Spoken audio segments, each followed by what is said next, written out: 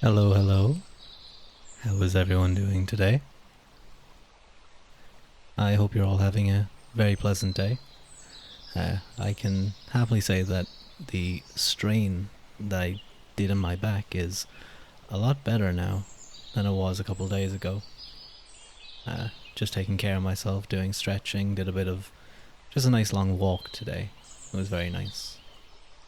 But I hope everyone's day is going well, whether it's the morning, afternoon, evening, or night. Whether you're preparing for your day or getting ready for bed. I hope it's going very well. Uh, so, um, I did my first stream yesterday, and it was quite fun. I had a lot of fun, and I did realize afterwards that I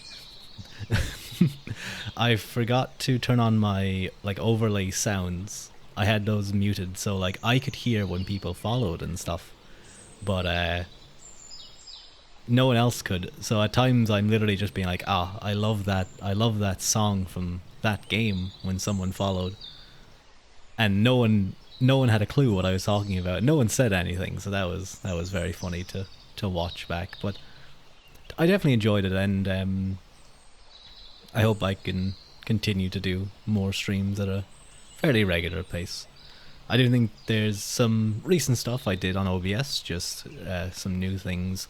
I do realize I'm going to have to set up a proper starting scene and be right back scene. I probably should have done that earlier today, actually. Set up a good be right back screen.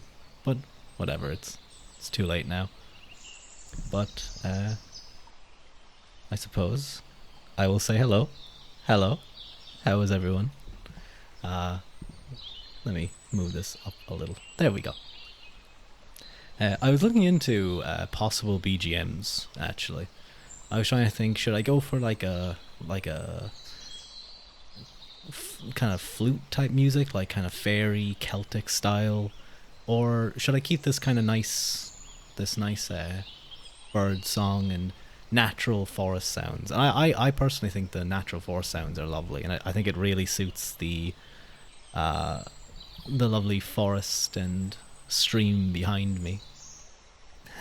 Get it? It's a stream within a stream. But today we're going to be doing a bit of reading. I was trying to practice my commentary on games, and I was finding I was getting too distracted by the game itself. And then I started listening to music, and I just sang along to the music. And I don't think they'd allow me to do that on Twitch. I think they would boot me very quickly. But one of the things I had talked about that I wanted to do, yes, 2 days ago when I streamed, was book reading. And that's what we're going to be doing today. Now, if you ever watched Son Albionus, you would know that he is currently reading the Iliad. I'd highly recommend you guys go check him out. I really enjoy his stuff, and he's a really nice guy. And I thought, well, perhaps I can sort of do a little accompaniment to that by reading a book that's about the Trojan War and actually takes quotes from Homer's Iliad from the very same translator that he uses, Alexander Pope's. But this one's more just kind of a history of the book itself. And I'm hoping that whether you're interested in the actual historiosity, the archaeology, and the mythology of Troy itself, or whether you simply want to relax, chill out, I hope I can provide that to you. Now, the book we're going to be reading is by Barry Strauss. It's called The Trojan War, A New History. And essentially, it is a book that argues that the Battle of Troy was real, and as it was handed down to us by Homer, is actually, for all of the fantastical elements of Homer, a genuine account of the oral history that came down to Homer himself. It is not some fantastical thing that has no bearing in reality, and rather, Strauss argues, and the way he does it in the book is quite interesting. I think he sort of weaves narrative and the actual historical evidence together at times. At times going into descriptions using Homer's Iliad and kind of fleshing things out, almost like he's telling a story, and then going over to "Hello, Clonk. How are you? Are you having a good time? Congrats on your 2 to the power of 10 followers. I could only stick around for a small while for that stream, but it was fantastic. It was very enjoyable. I never know what's going on. I never know what you're doing on your streams. But if you guys want to watch someone code and do things that are very confusing, I would highly recommend Clonk. But Barry does this really well, or Barry Strauss in his book does this very well, where he kind of juggles between still bringing out the poetical nature and the mythical nature of the Trojan War, of Homer's Iliad, while also giving us kind of a basis of what the reality of the situation is. What aspects is Homer mistaken on? Is he accurately, or at least as accurately as he could in those days, be translating down to us through that oral history? I haven't read the Iliad actually, and that's why I'm quite enjoying Son Albionis's stream. It's I knew of the list of ships, which was, it was funny watching him do that. But I'm hoping that I'm just trying to think, how can I best, because there's quite a few images and maps in this. I suppose as we come to it, I'll try my best to pull up perhaps images. But I suppose I may as well start on the book. So, and the thing about Strauss himself, he's actually a professor on history, particularly on military history, and focusing on areas of Troy and that kind of period, ancient Greece, prehistoric Greece. So this isn't just some, well, it is a little bit of pop history, I think, because it's not a particularly long book. It's only about 180 pages, and the text is relatively standard, I would say. A little bit long, or a little bit large. But I read it a good while ago, so I can't remember everything about it. But I definitely enjoyed it when I did write it, so I hope all of you will enjoy it too. Can you guys hear me flicking the pages? Because I know I love that sound personally.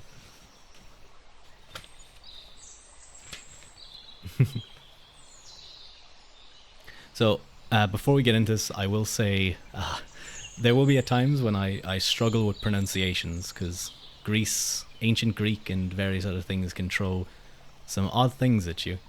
Hopefully I can work out them as we go, and that it's not too disruptive. But there will be some awkward wordings in there. I'll just go as smoothly as I can, hopefully. So starting off, a note on ancient history and archaeology. Ancient Greek history traditionally begins in the year 776 BC, when the first Olympic Games are supposed to have been held. By coincidence, the earliest example of the Greek alphabet dates to about 750 BC. So both tradition and scholarship would agree on labeling everything that happened before the early 8th century BC in Greece as prehistory.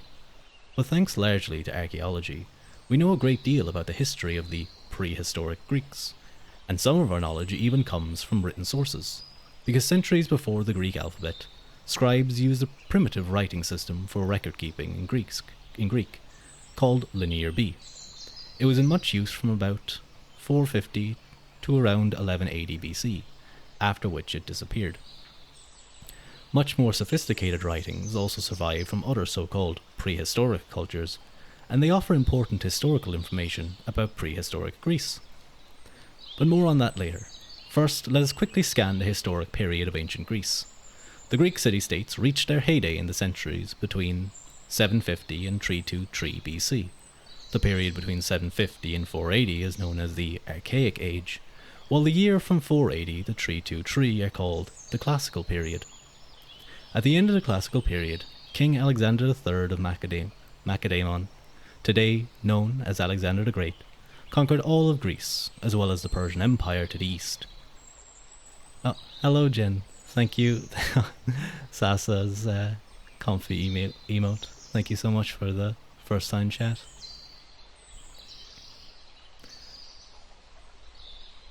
Conquered all of Greece, as well as the Persian Empire to the east. Alexander's conquests began a new era of Greco-Macedonian kingdoms known as the Hellenistic Age, 323 to 30 BC, that gave way in turn to the Roman Empire, which lasted until AD 476, when it split into the barbarian kingdoms in the east and the Byzantine Empire in the east. Of course, we would recognize that the Roman Empire continued in the Byzantine Empire in many of our hearts, and it continued even well after the fall of Constantinople's walls. We would like to hope.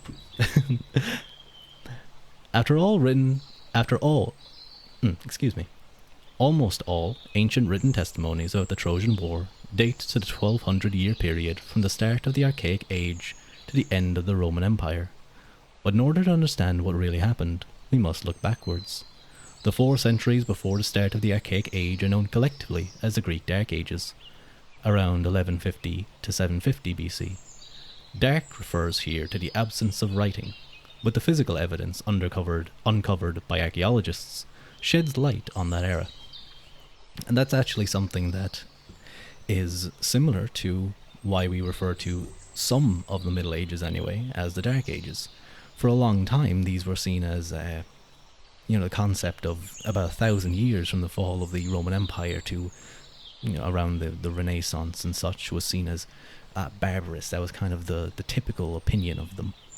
But really, the reason why they were called the Dark Ages is not because they were some backwards period in time. It was primarily due to the fact that we just didn't have much written testimony of them. And as time has gone on, and I would assume anyway, or collection of writings and stuff has improved, our knowledge of this time period has grown consistently larger. And I think really now it's only maybe the 4th and 5th century that we struggle to find or to find enough text to not consider it a dark period. Hello, Haru. How are you? Are you doing well? And how are you, Jen, actually? I don't think I asked. Are you guys having a nice day? I love that. Is that a wiggle emote? Wiggle, wiggle, wiggle. Oh, that's really cute. I love the ears bouncing around.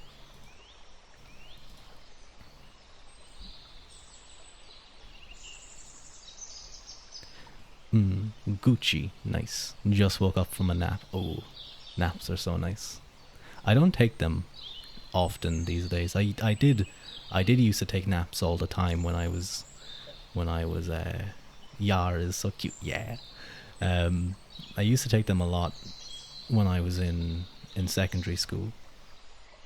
Or I mean when I was training back in the 3rd century AD, 2nd, 3rd century AD. During times of between my main exams, I just felt like I think my body was just not able to function without enough sleep. But it's good to hear that I hope you had a lovely nap, and I feel like listening to me read probably isn't going to make you nice and energized, but whatever you're doing, I hope I can be some good background noise. Back to the text. Another important term is Iron Age, used for the millennium from about 1000 BC to 1 AD. In this epoch, new technology made iron the most durable metal for tools and weapons. The earlier 2 millennia are known as the Bronze Age, after the era's most widespread metal for tool and weapons. Iron was known but rare. Okay. No. How do I... Ooh, I have to do it like this.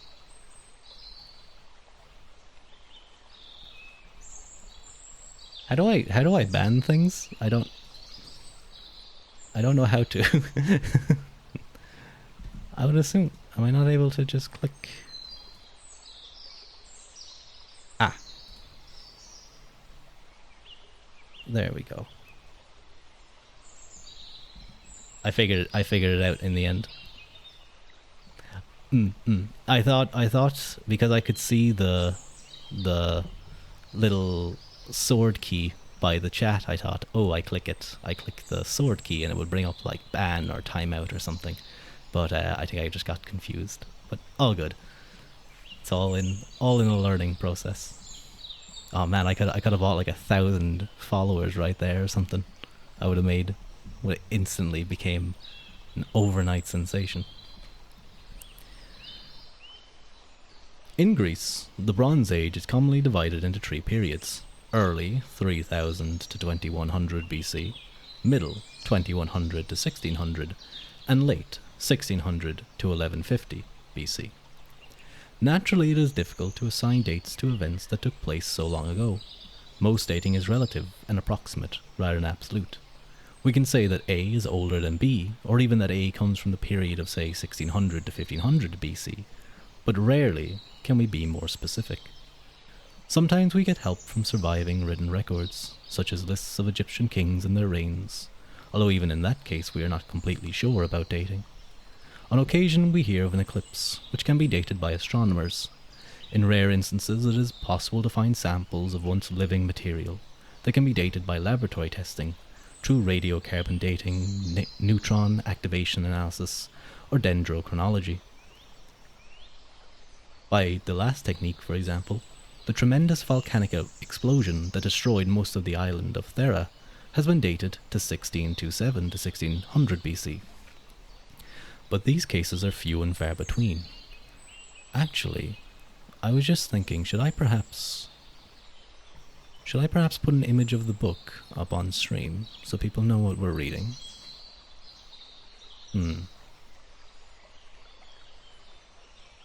I'll just continue. I'll be lazy. I'll consider that later when I take a little break. Well, these cases are few and far between. They depend on the quality of the sample, and because testing is very expensive. Dendrochronology requires having both a number of comparative ancient tree samples as well as having nearby trees with identical ring patterns to the sample in question. And radiocarbon dating can narrow dating to about a century, but not a year. So most dating of material dug out of the earth has to be done by rough and ready methods. Fortunately for historians, the remains of past civilizations tend to be deposited in layers. For example, if a house is built in AD 700, then tore down and replaced in 1800, the remains of the old house will be located below the remains of the new house. Any glass, wood, bricks, artwork, or other material found together with the foundations of the old house can be dated to the period 700, 1700 to 1800. If we could take a slice of history in the soil of an ancient island, or an ancient land, like Greece, we would find layers of history stacked up one above the other. The technical name for these layers is strata, and the careful study of them is called stratigraphy. Stratigraphy is one of the most important tools in the archaeologists' kit for assigning dates. The city of Troy, we're finally getting into a little bit of discussion of the topic of the book. The city of Troy, for example, consists of a dozen separate levels in the Bronze Age. Each corresponds to the city during a particular era. Troy 1, for example, is a city as it was circa 3000 to 2000 to 2600 BC, while Troy 6I, formerly called Troy 7A, is a city of 1300 to 1180 BC. The division between two layers is sometimes sharp and sometimes barely distinct. For example, there is relatively little difference between Troy 7 or 6H, 1470 to 1300, and Troy 6I, but Troy 7J, 1180 to 1130 BC, was very unlike Troy 6I, which it followed. I hope this might be a little confusing with all the dates, but it doesn't stay like this for a while. This is just a gentle introduction. The most common item found in layers of ancient civilization is pottery. By carefully tracing changes in the shape and styles of pottery, and by vigilantly recording the layer in which a particular potsherd is found, experts can date archaeological strata, sometimes fairly narrowly, to as little as a generation. Through a combination mainly of pottery analysis and stratigraphy, scholars have devised a system of relative dating for the Greek Bronze Age, anchored by a few absolute dates. The periods known as early, middle, and late Helladic are the building blocks for dating Greek prehistory. These are subdivided in turn into each sub-periods. Pottery dating is sometimes specific to a particular region, and these periods apply to mainly to the Greek mainland and islands. In Anatolia, where Troy is cited, pottery dating is based on locally produced pottery, much of its limitations of the popular and widely traded pottery of Greece. So Trojan pottery dating differs from Greek. I just want to make sure, is the sound balance okay between the media source or not the media source, my BGM, and my voice? It's not too soft in any one direction or too high.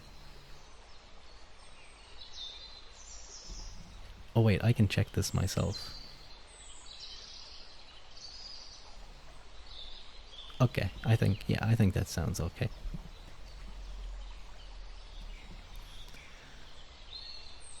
Archaeology is mostly a matter of digging in the soil, but it can also mean going beneath the sea.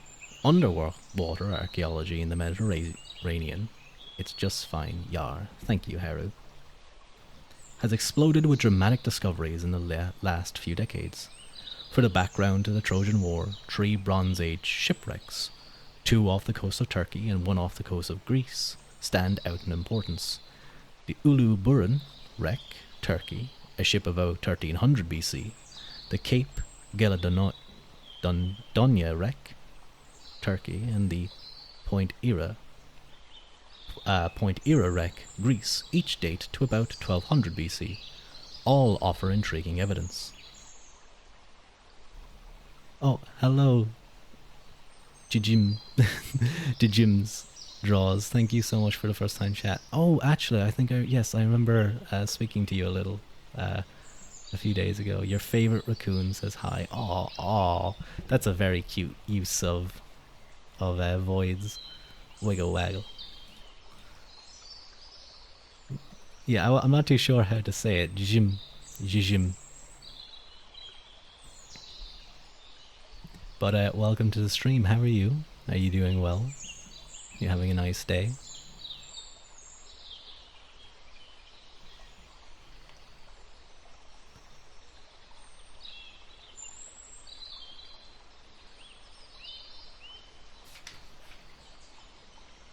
Yeah, it does get a bit more into Troy in a moment and the Mycenaeans.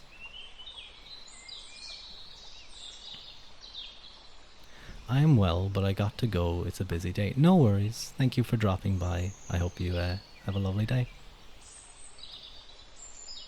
Thank you for showing up. With so many factors involved, dating events to the Bronze Age is complicated and often controversial. Consider these as rough guides. From about 2000 to 1490 BC, civilization flourished on the island of Crete, organized around several great palaces. This civilization is known today as Minoan. The Minoans were great farmers, sailors, traders, and artists. Although their ethnicity is not clear, we do know they were not Greek. The first speakers of Greek arrived in Greece from points east around 2000 BC. They were a warlike people and took over the Greek peninsula from its early inhabitants. In the late Bronze Age, 1600 to 1150, the newcomers' civilization dominated Greece in a series of warrior kingdoms, of which the most important were Mycenae, Thebes, Tiryns, and Pylos. We call their civilization Mycenaean. Linear B, a writing system representing syllables, shows that their language was Greek and that they worshipped the same gods as their archaic and classical Greek descendants. In short, they were Greek. Evidence suggests that the Mycenaeans call themselves Achaeans or Danans, which is interestingly enough, the Tuatha De Danann, of which I am half, the gods people of Ireland. Danann, I wonder. I'll have to read into it again. I wonder could there be some reference there, some connection there, because the Danann aspect only came on later on, well into the development of the Tuatha Dé.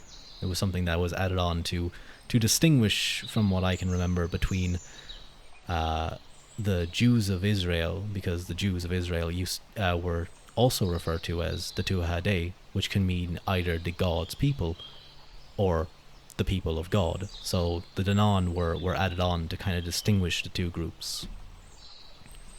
I'll have to see if there was any connection. So the Achaeans, or Dananns, the two terms which, along with the Argives, Homer uses for them. New Kingdom Egyptian texts refer to the kingdom of Danaja and to such cities as Mycenae and Thebes. This is independent confirmation of Homer's political framework. The Mycenaeans were soldiers, sailors, raiders, and traders. Around 1490 BC, they conquered Minoan Crete and took over its former colonies in the eastern Aegean islands and on the Anatolian mainland, present-day Turkey, and Miletus. Over the next several centuries, they engaged in war, diplomacy, commerce, cultural exchange, and dynastic intermarriage with the great kingdoms of the eastern Mediterranean. At least one king of Aiawa was addressed as an equal in diplomatic correspondence from the Hittite king. Although Linear B texts do not allow the identification of specific events, they provide an abundance of data about weapons and warfare. If the Trojan War really happened, it was an event in the Mycenaean age, one of the last great events before the decline and fall of Mycenaean civilization in the 1100 BCs, or the 1100s BC, and this was known as the, I believe, the Bronze Age collapse. The sea people kind of rolled around. The Mycenaeans' main rival was the great kingdom of Anatolia, Hatti, also known today as the Hittites. The great king of the Hittites was important enough to correspond on an equal footing with the rulers of Assyria, Babylon, Mitanni, and Egypt, and powerful enough to make war on them. These 6 kingdoms were the perennial powers of the region in the late Bronze Age.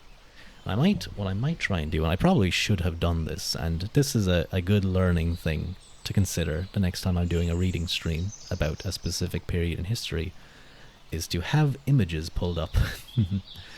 Let me just very quickly pull up. Let's try and see if we can find some ideas of where these areas were kind of situated. Ooh, perfect.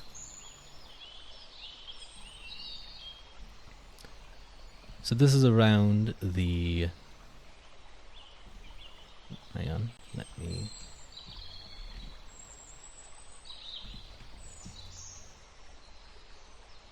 Hmm.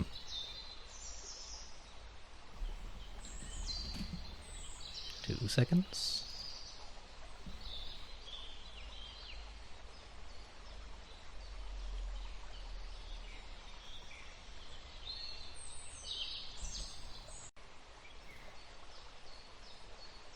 Here we are.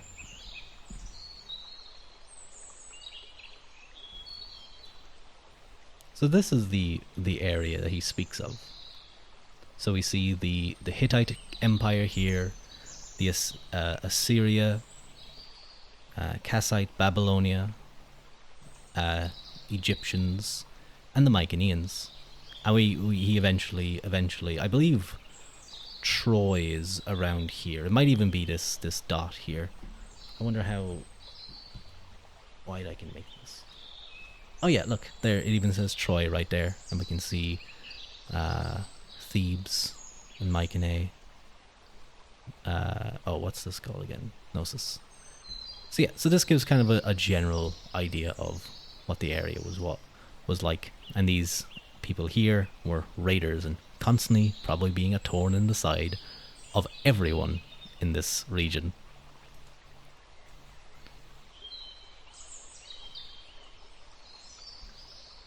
Oops.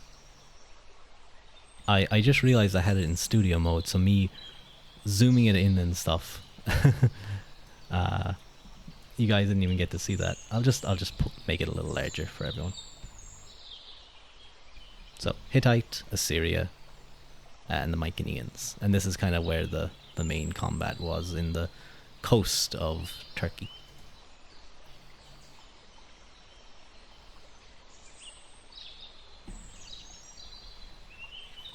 Back to the text. The Mycenaeans' main rival. Oh, I read this. From their stronghold high in the central Anatolian plateau, the big city of Hattusha, the Hittites looked down and competed for the rule of what was then the world. Their main interest was in expanding southward to the Mediterranean coast of Anatolia and eastward into Syria, but they found themselves drawn willy-nilly into the ever-shifting politics of western Anatolia. Thanks to the evidence of archaeology and epigraphy, the story is much richer than most people would guess, but largely untold. The most important source is the Hittite royal archives from Hattusha, from which thousands of clay tablets survive, as do hundreds of similar tablets from other Hittite cities. Most of them written in the Hittite language in a writing system called cuneiform, which employs about 500 wedge-shaped symbols. We also have Hittite inscriptions from various places, carved on stone or inscribed on metal. Some of these are written in hieroglyphics, a rebus-like system of picture writing, but not in the famous Egyptian hieroglyphics. Rather, they were written in a language called Luwian, Luiian. Luwian is closely related to Hittite, and was spoken widely in southern and western Anatolia. Luwian survived the Bronze Age, and we have Luwian inscriptions as late as the 200s AD. Another related Bronze Age Anatolian language is Palaic, spoken in northwestern Anatolia. Little Palaic writing survives, however. That's often something that is of great pain when I'm reading. I was recently reading a book about Platonism and kind of Neoplatonism. And I was talking about how some of the leaders of who kind of the people who took over after Plato died, his academy. And many of them we don't have any writings of them. The only way we know of them is because other writers mention them. And just to think how much literature, how much knowledge and discussion we've lost, for every Platonic dialogue we have. But I don't have much. Every Platonic dialogue we have, there's probably so many more from so many other individuals. Hello, Jen. Hello. Oh wait, you were lurking.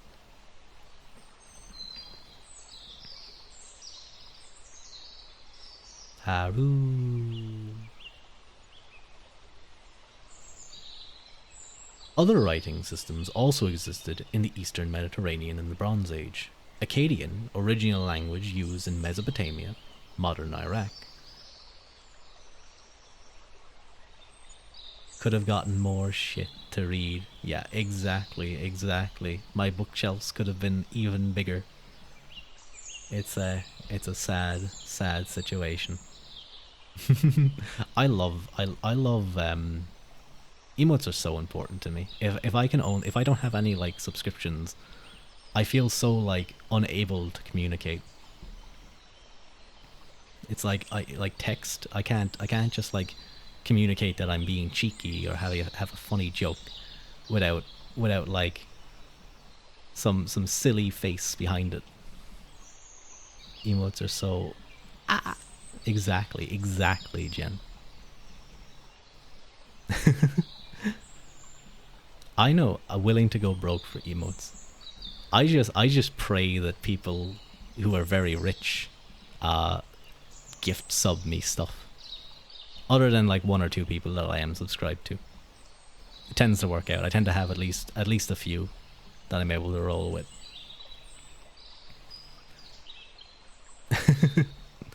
I do. I've gifted subs before. I'm not completely greedy.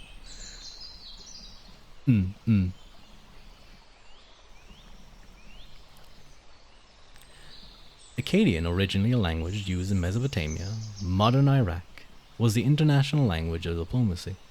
Akkadian tablets survive from Cyprus, from Urgit, a merchant city on the coast of northwest Syria, from Amurru, a border state between the Hittites and Egypt, and from Egypt itself.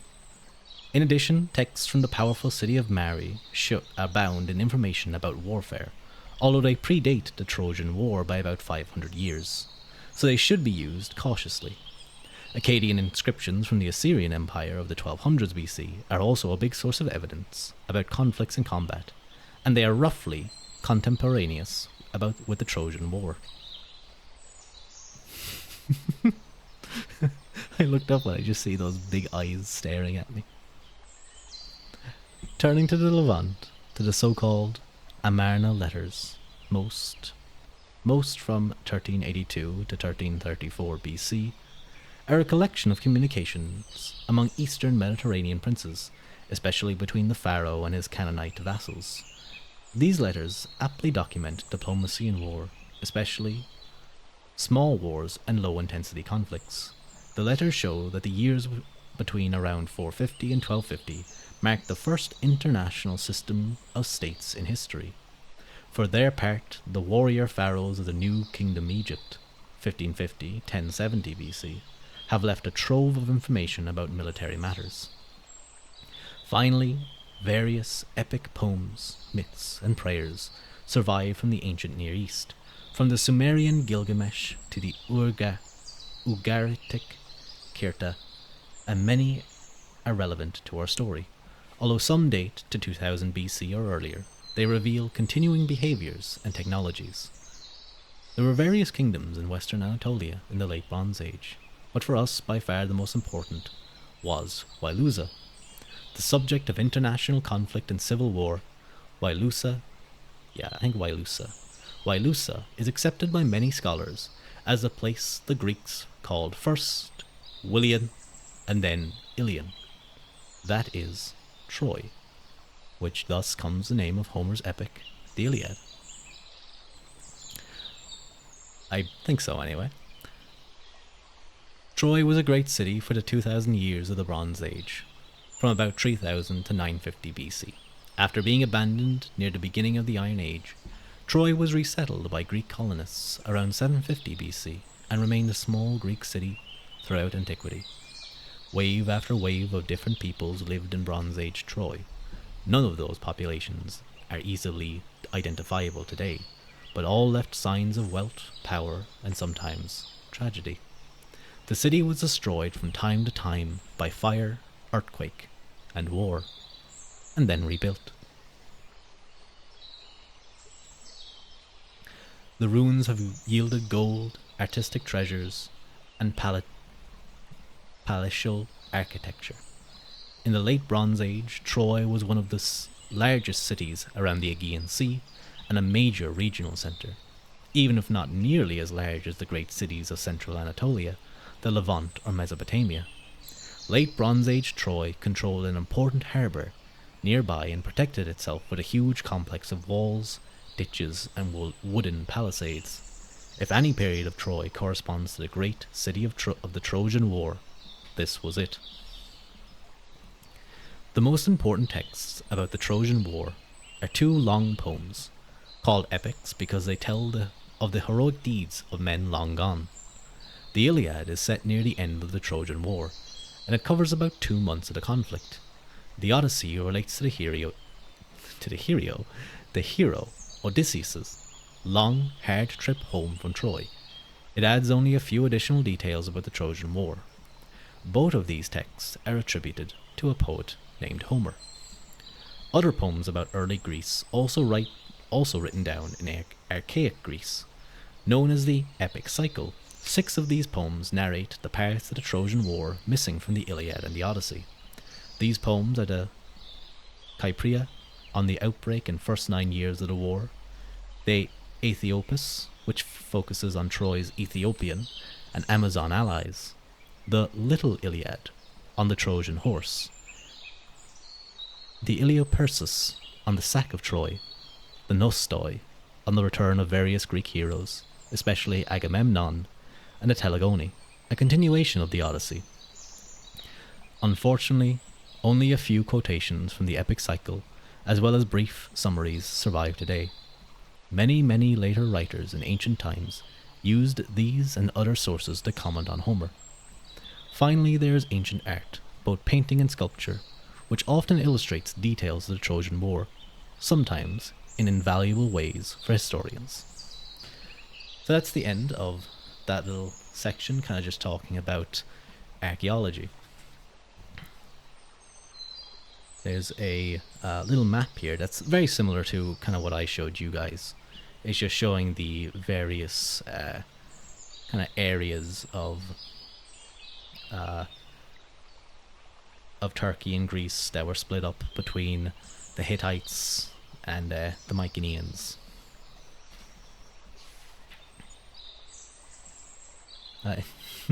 Hydration station. Yeah, that's actually a good idea.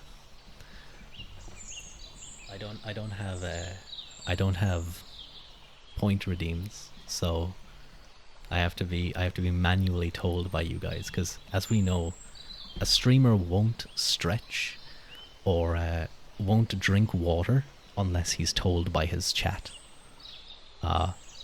Dehydration is a very, very common threat among all VTubers.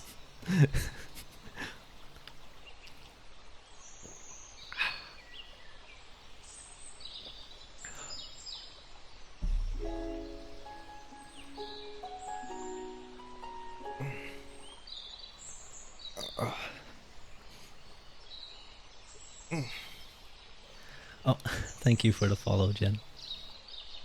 Drown the stream. I always want to do that, but then I click on the and thank you for the follow. It's very kind. I always look at their hydrate redeem, and they always have it on a cooldown. I'm like, damn, let me force you drink like 2 liters in the span of about 2 minutes.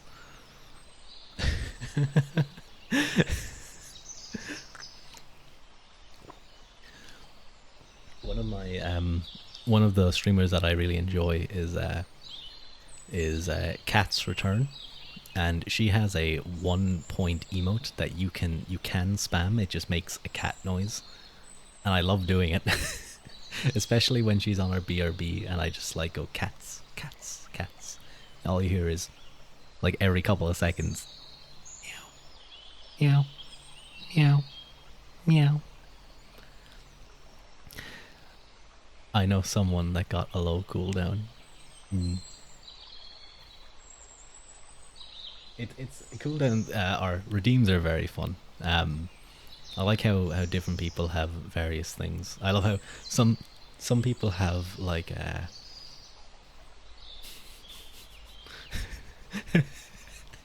that emote next to that does not make me think of a cat. It makes me imagine someone going meow, like with a really deep voice, or it just it makes me imagine Sasa going meow.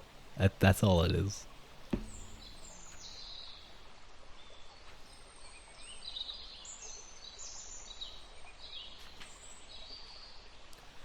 There's some really nice maps here that shows like close-ups of Troy and the plains and Greece itself.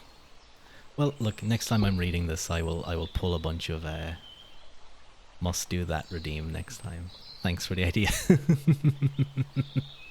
I'm sure if we bullied him enough, he'd do it.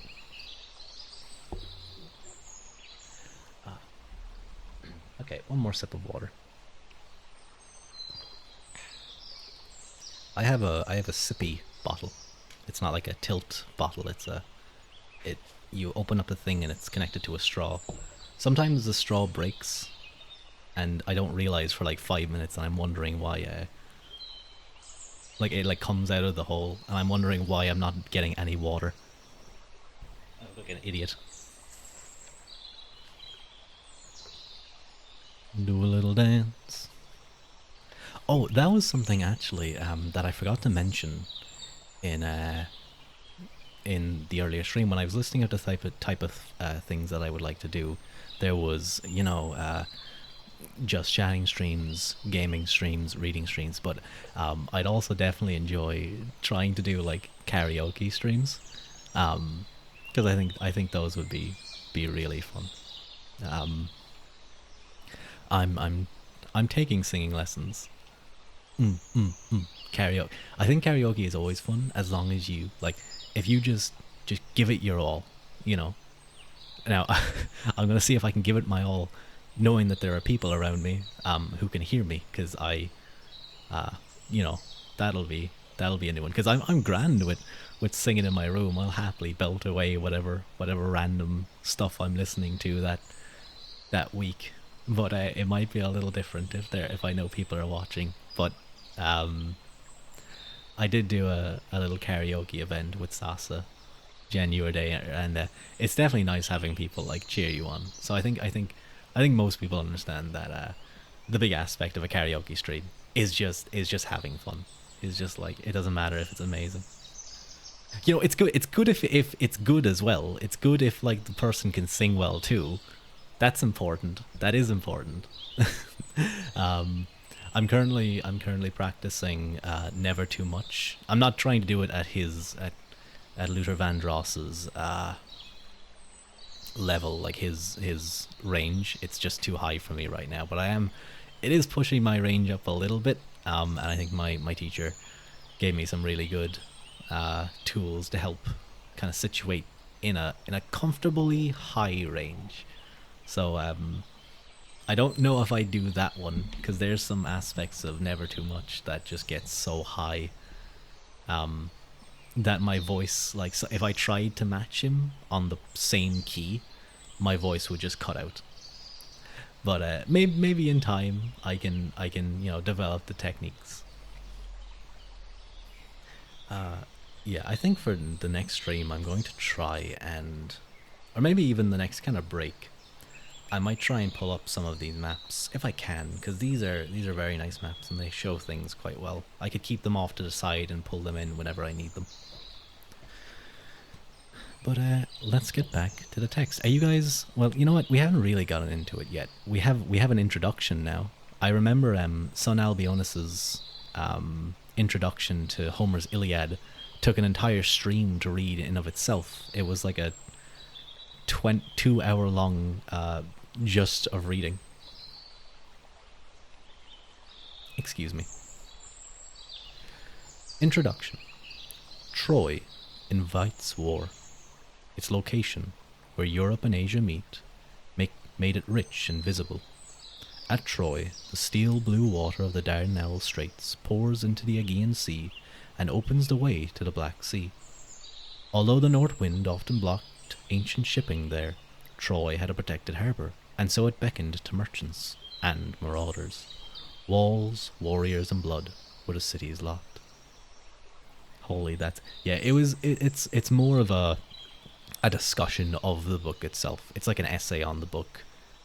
Often like classics like that, or philosophical, like old philosophical texts, anything Plato or Aristotle related, will have these long essays, just kind of explaining some of the main ideas. Although sometimes it can kind of direct you in a certain way to view the text, and that's not maybe a good thing. Sometimes I enjoy reading the book first and then going back and reading those introductions. People had already fought over Troy for 2,000 years by the time Homer's Greeks are said to have attacked it.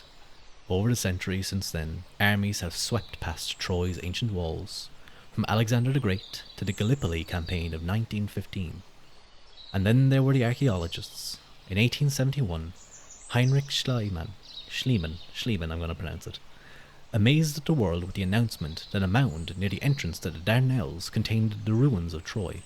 Schliemann, who relied on preliminary work by Frank Calvert, was an inspired amateur, if also something of a fraud. But the trainee archaeologists, who have followed him by the hundreds in the 130 years since, have put the excavations on a firm and scientific basis, and they all came to Troy because of the words of a Greek poet. I remember reading about that guy, Heinrich Schliemann. Apparently he used He got the wrong layer for what was like most likely ancient Troy, or the Troy of the Homeric epic. He thought it was deeper than it was, I believe, and he used dynamite to get down into the layer that he wanted. And it's likely he destroyed artifacts doing this. I feel like that might be why the author here is calling him a little bit of a fraud. But are those words of the Greek poet true? Granted that ancient Troy really existed, was it anything like the splendid city of Homer's description? Did it face an armada from Greece? Did the Trojan War really happen? What a waste. I know. I know Minecraft recently added some archaeology update. And like, I'm gonna be honest, if I was like playing Minecraft and I had a world and I was like excavating an archaeology site, and there was some way to know if you break something, like you mess up and you break something, I would be like, I want to end my world. I want to quit this world. I get so upset. I often, I like hate missing out on content in games. If I know there's some secret, I'm like, I have to do it. I have to know it. But there was a really cool series of videos done by an actual archaeologist showing kind of the process that they do through Minecraft. It's still ongoing, I think, but it was really cool. I definitely, if you just search like archaeologist excavates in Minecraft or something, real archaeologist, you'll find it, I imagine. A very cool series, and he just goes through like how they would lay out a site and dig down and the type of things that they look for. Some of the stuff that we actually talked about in this book. So I definitely go recommend checking it out. First time chat or Kumi. You can just break the sand with the wrong thing, I'm pretty sure, and that destroys what you can find. Aw, sad face. Like breaking it rather than brushing it. Is that how you... Yeah, that's... I remember you have to brush it. I would be so mad. Especially, like, you'd have to go through it really slowly, which I actually think, because I know, I don't play much Minecraft. I just know it because I watched it when I was younger, and then I got into watching it again because of people like Technoblade or IP. But I know that, like, you know, you can get some really good gear and like you can just tear through areas with the level of gear you have, but that type of stuff, the archaeology stuff, would force you to slow down, use more basic tools, and kind of take things nice and slowly. So I think it's I bet it's a really nice change of pace. Even it's not even like, if they could expand it, because I think there's only so much that they've done, but if they could expand it where it can tell like some kind of story through it, like if they could make, I don't know, even just 10 different sites and they can have different stories available to them. Maybe you find texts and you can find out a way to translate them or something. That would be such a cool aspect to Minecraft. That would be amazing, wouldn't it? Yeah. I think the only issue there is Minecraft is a very emergent game. Like if you want a story, you kind of create it yourself. It's a open world game in the truest sense. So like, you know, this would have to be one of those things where it's like, how do you balance this idea that you create your own story against these pre-written stories? Unless, of course, like if you didn't have any texts and you just expanded it out to have like, you know, I'm sure people with mods are already like going crazy about the type of things that they could do. You know, if you had 100 different type of archaeological sites, you have castles, maybe you have areas of battle, you have different ways of finding them. Maybe they could do something where you can, if you're flying along in the, what's it called, the elytra, I think, you can see like the mounds. Because I think if I remember from the video, it's only, you can only do it by like spotting the weirdly placed gravel. But if you could see like the imprint of a foundation or something, often that's how archaeological things are found in Ireland and in kind of around the UK. They often find ancient ring forts and stuff by flying high above them and seeing the imprint left there after thousands of years in the ground. I think there might be different style structures you can excavate. Wouldn't swear to that though. Yeah, I think that there are differences, but it would be cool like if there was like 6 or 7 different, even if they did like 5 different like civilizations that your world can just randomly spawn with, and then like you will get from that specific one. Am I? Oh, I was trying to work out because I thought you were thinking Alcuin, maybe Alcunor. How do I pronounce your name? I'm asking that now. But I made it. Glad to be here. Interesting topic being discussed here. We're just discussing it as a kind of a reading about the archaeological excavation of Troy. But thank you so much for joining, and thank you very much for your first time chat.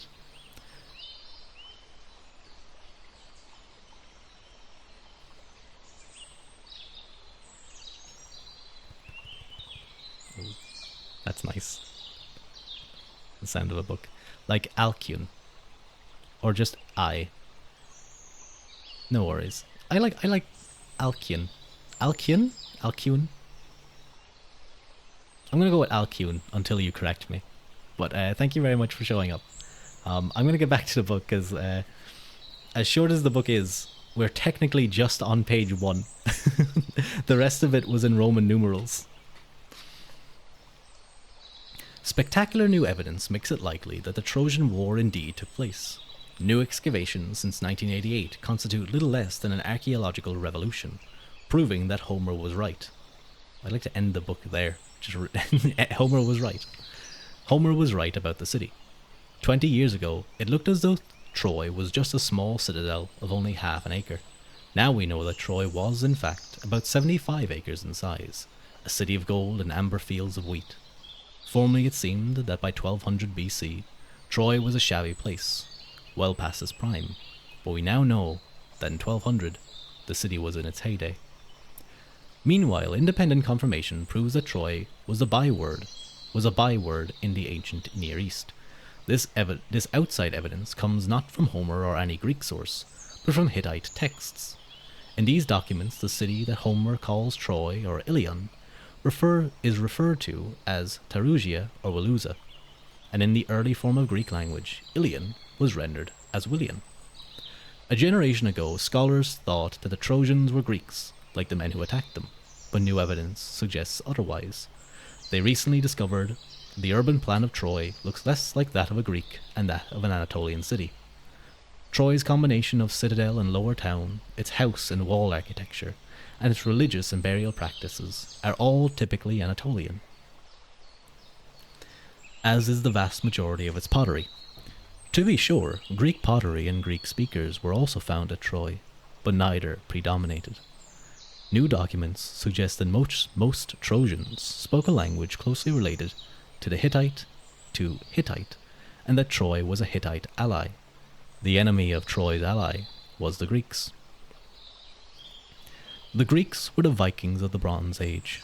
They built some of history's first warships, whether on large expeditions or smaller sorties, whether in the king's call-up or on freebooting forays, whether as formal soldiers and sailors, or as traders who turned into raiders at a moment's notice, whether as mercenaries, ambassadors, or hereditary guest friends.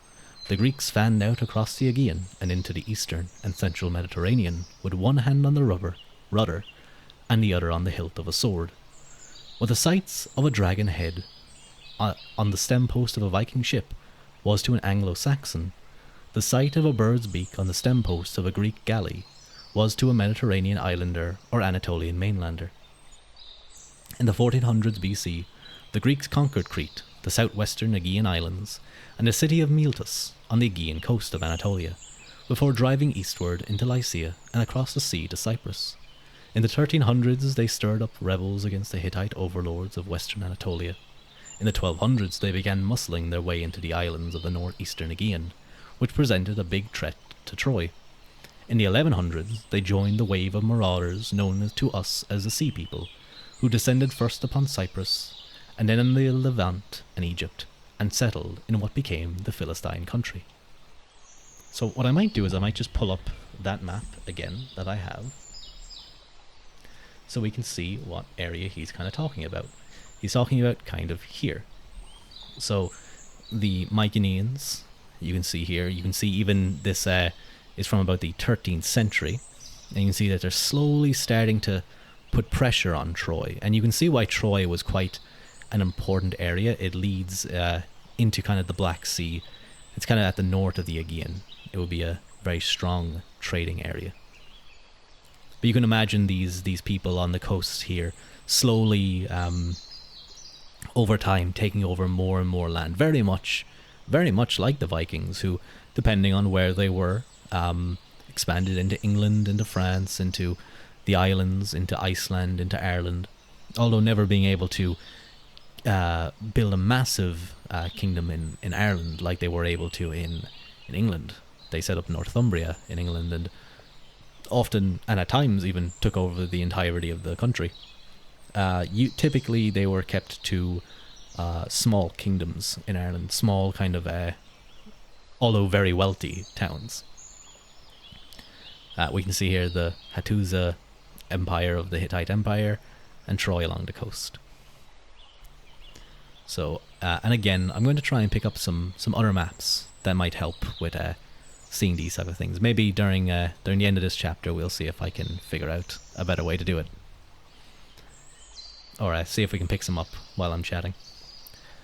The Trojan War, which probably dates to around 1200 BC, is just a piece of a larger puzzle. But if the resulting picture builds on Homer, it differs quite a bit from the impression most readers got from his poems.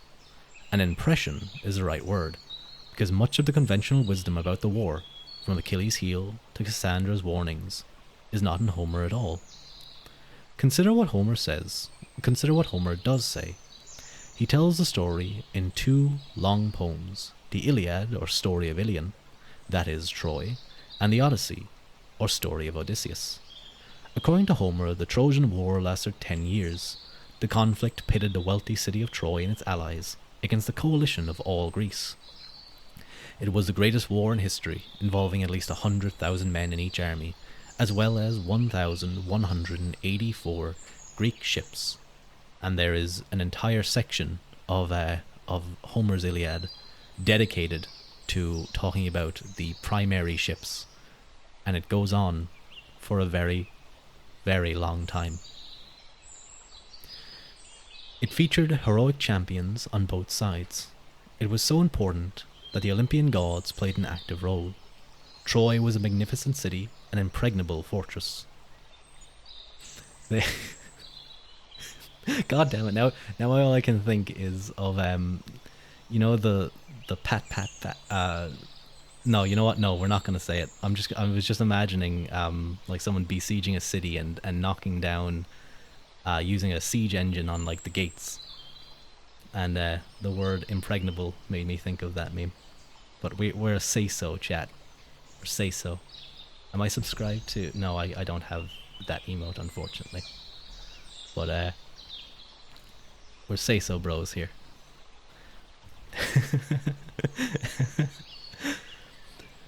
The cause of the war was a seduction by Prince Paris of Troy of the beautiful Helen, Queen of Sparta, as well as the loss of the treasure that they ran off with. The Greeks landed at Troy and demanded the return of Helen and the treasure to her husband, Sparta's king Menelaus, but the Trojans refused. In the 9 years of war that followed, the Greeks ravaged and looted the Trojan countryside and surrounding islands, but they made no progress against the city of Troy. Ironically, the Iliad focuses on a pitched battle on the Trojan plain, although most of the war was fought elsewhere and consisted of raids. We keep it clean. Alkiner. Alkian. I'm gonna read that or at the end of your name and constantly get confused. And the Iliad concentrates on only 2 months in the 9th year of the long conflict. In that 9th year, the Greek army nearly fell apart. A murderous epidemic was followed by a mutiny on part of Greece's greatest warrior, Achilles. The issue, once again, was a woman. This time, the beautiful Briseis, a prize of war unjustly grabbed from Achilles by the Greek commander-in-chief, Agamemnon. A furious Achilles withdrew himself and his men from fighting. Agamemnon led the rest of the army out to fight, and much of the Iliad in a gory blow-by-blow account of 4 days on the battlefield. And much of the Iliad is a gory blow-by-blow account of 4 days on the battlefield. The Trojans, led by Prince Hector, took advantage of Achilles' absence and nearly drove the Greeks back into the sea. At the 11th hour, Achilles let his lieutenant and close friend, Patroclus, lead his men back into battle to save the Greek camp. Patroclus succeeded, but overreached himself, and Hector killed him on the Trojan plain. In revenge, Achilles returned to battle, devastated the enemy, and killed Hector. Achilles was so angry that he abused Hector's corpse, while King Priam of Troy begged Achilles to give him back his son Hector's body for cremation and burial. A sadder and wiser Achilles at last agreed. He knew that he too was destined to die in battle. The Iliad ends with the funeral of Hector. The Odyssey is set after the war and mainly describes the hard road home of the Greek hero Odysseus. In a series of flashbacks, it explains how Odysseus led the Greeks to victory at Troy by thinking up the brilliant trick of smuggling Greek commandos into Troy in the Trojan Horse, an operation which he also led.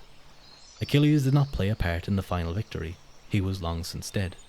The Odyssey also shows Helen back in Sparta with Menelaus, but Homer leaves out most of the rest of the war. One has to turn to other and generally lesser Greek and Roman poets for additional detail. Aeneas is a minor character in the Iliad, but the hero of a much later poem in Latin, written by Virgil, the Aeneid. Virgil makes Aeneas the founder of Rome, or to be precise, of the Italian town that later founded Rome. But in Homer, Aeneas is destined to become king of Troy after the Greeks depart, and the Trojans rebuild. Now, consider how new evidence revises the picture. Much of what we knew about the Trojan War is wrong. In the old view, the war was decided on the plain of Troy by duels between champions. The besieged city never had a chance against the Greeks, and the Trojan horse must have been a myth. But now we know that the Trojan War consisted mainly of low-intensity conflict and attacks on civilians. It was more like the War on Terror than World War II. There was no siege of Troy. The Greeks were underdogs, and only a trick allowed them to take Troy. That trick may well have been the Trojan horse. Although I will say, I'm assuming, if I remember correctly, I think the concept of the Trojan horse eventually became more of like, the general idea is that they may have had a battering ram of some kind, but that it was designed in, they would have had animal kind of constructions that the battering ram would have sit in. But I'm sure we'll learn as we go further into this book. The Iliad is a championship boxing match, fought in plain view at high noon.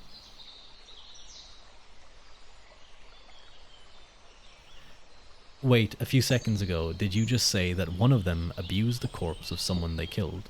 Old wars were disturbing, huh? I'm not 100% sure if he means abused in that way. It may just mean... I haven't read the Iliad and I don't know the finer details. But I wouldn't be surprised if he desecrated it in some way. Cut it up, tortured it or something. Well, you can't torture a dead body. But... like decapitated, probably. Makes it essentially harder for burial or whatever. Although it could be that way. Those Greeks. You know how they no. That but no, I'm sure I can look into it later. But I imagine that it means that the body was desecrated. But yeah, often after a battle was won, particularly in the Peloponnesian War, they would often set up monuments after victory. Now I think typically they were set up of like they would have armor and various things stacked on top of each other and kind of in a pile. Or sometimes it might be stones and they'd have inscriptions and things, but I'm sure that there was, I mean, wars back then were very personal. It was very, there wasn't that that impersonal aspect that is kind of there today, where people can be killed by drones and various other things. It was very, very close, very personal, other than maybe slings or archers. And I believe the Trojans, or at least the Hittites and those people were quite renowned actually for their skill with slings. I was watching some videos recently of a person showing off what a sling can do, and it's scary. And that's just like a sling with like a fairly decent sized stone. Like, they're accurate, powerful, and strong. You can it's not like, oh, I have an arrow so I beat you. It's like, no, if I have like hundreds of these guys. If I remember correctly, he dragged the corpse with his chariot with a rope around its ankle around the outskirts of the city.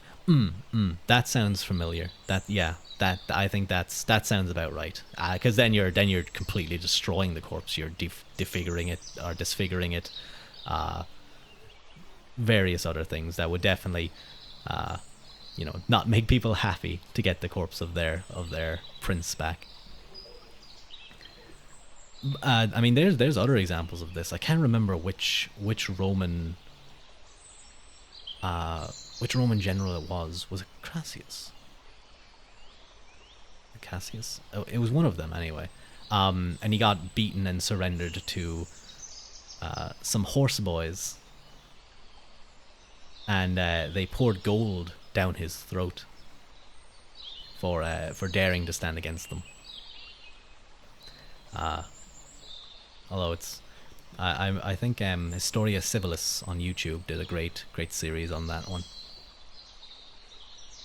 But thank you, Lancelot, for looking that up. Because I was even thinking as I was reading it, I was like, that seems a bit much. The Iliad is a championship boxing match, fought in plain view at high noon and settled by a knockout punch. The Trojan War was 1,000 separate wrestling matches, fought in the dark and won by tripping the opponent. The Iliad is the story of a hero, Achilles. The Trojan War is the story of a trickster, Odysseus, and a survivor, Aeneas. Oi, that was just remembered, not looked up. Okay, very impressive, very impressive. Thank you. Thank you for providing us with your high level of knowledge. The Iliad is the Trojan War, what the longest day is to World War II. The 4 days of battle in the Iliad no more sum up the Trojan War than the D-Day invasion of France sums up the Second World War. The Iliad is not the story of the whole Trojan War. Far from being typical, the events of the Iliad are extraordinary. Homer nods, and he exaggerates and distorts too. But overly skeptical scholars have thrown out the baby with the bathwater. There are clear signs of later Greece in the epics. Homer lived perhaps around 700 BC, about 500 years after the Trojan War. Yet new discoveries vindicate the poet as a man who knew much about the Bronze Age. Much more about the Bronze Age than has been thought. And that is a key insight, because Bronze Age warfare is very well documented. In Greece, archaeologists showed long ago the arms and armour described by Homer really were used in the Bronze Age. Recent discoveries helped to pinpoint them to the era of the Trojan War. Like Homer, Linear B documents refer to a Greek army as a collection of warrior chiefs, rather than as the impersonal institution of later Greek texts. But the richest evidence of Bronze Age warfare comes from the ancient Near East. And in the 1300s and 1200 BC, Bronze Age civilization was international. Trade and diplomacy, migration, dynastic marriage, and even war all led to cultural cross-fertilization. So abundant evidence of Assyria, Canaan, Egypt, and Hittites, and Mesopotamia puts into perspective the events of the Iliad and the Odyssey.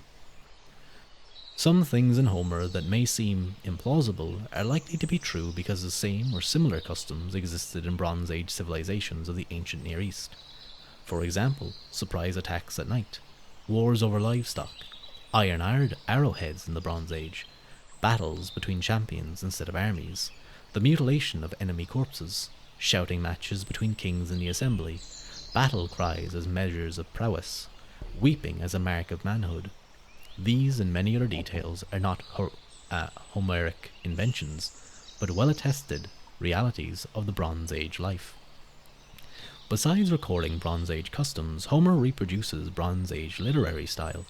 Although he was Greek, Homer borrows from the religion, mythology, poetry, and history of the Near East, by composing in the manner of a chronicler of the pharaohs or Hittites, or Babylon's king Hammurabi. Homer lends an air of authenticity to his poem. For instance, Homer portrays champions of both sides, carving paths of blood through the enemy as if they were supermen, or as if they were pharaohs, often described by Egyptian texts as superheroes in battle.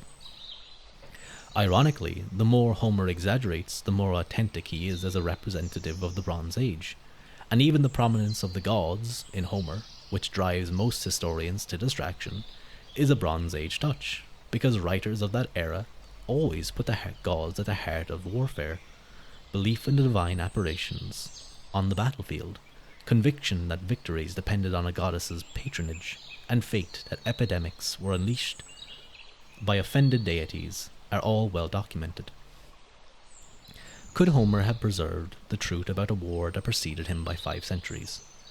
Not in all its details, of course. He could have known the outline of the conflict, but he could have known the outline of the conflict. After all, a remarkably accurate list of Bronze Age Greek cities survived to Homer's day and appears in the Iliad as the so-called catalogue of ships, and it survived even though writing disappeared from Greece between about 1180 to 750 BC. As for Trojan memories, writing did not disappear from the Near East, and trade routes between Greece and the Near East survived after 1200. Around 10,000, or not 10,000, after 1000 BC, Greeks crossed the Aegean Sea again in force and established colonies on the coast of Anatolia. Tradition puts Homer in one of those colonies or on a nearby Aegean island.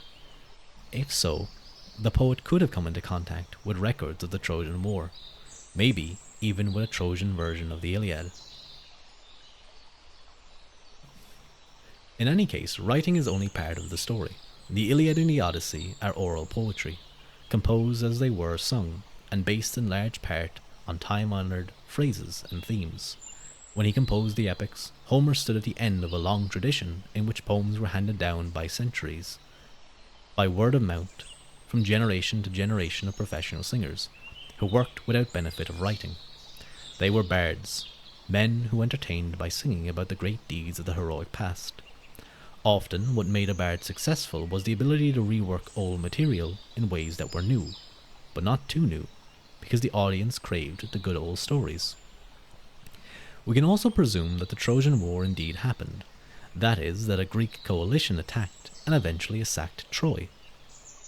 But if the Trojan War really happened, how was it fought? What caused it? To answer these questions, we will start with Homer and then scrutinize all details in light of what we know about the Late Bronze Age. Take, for instance, the war's length. Homer says that the Trojan War lasted 10 years. To be precise, he says that the Greeks at Troy fought and suffered for 9 years and finally won in the 10th. But these numbers should not be taken literally. Among many other reasons, consider that in the ancient Near East there was an expression 9 times and then a 10th, which means over and over until finally. It was a figure of speech, much as in today's English the phrase 9 times out of 10 means usually, rather than the literal numbers. In all likelihood, Homer uses a time-honored expression to mean that the Trojan War lasted a long time. We should not understand it literally.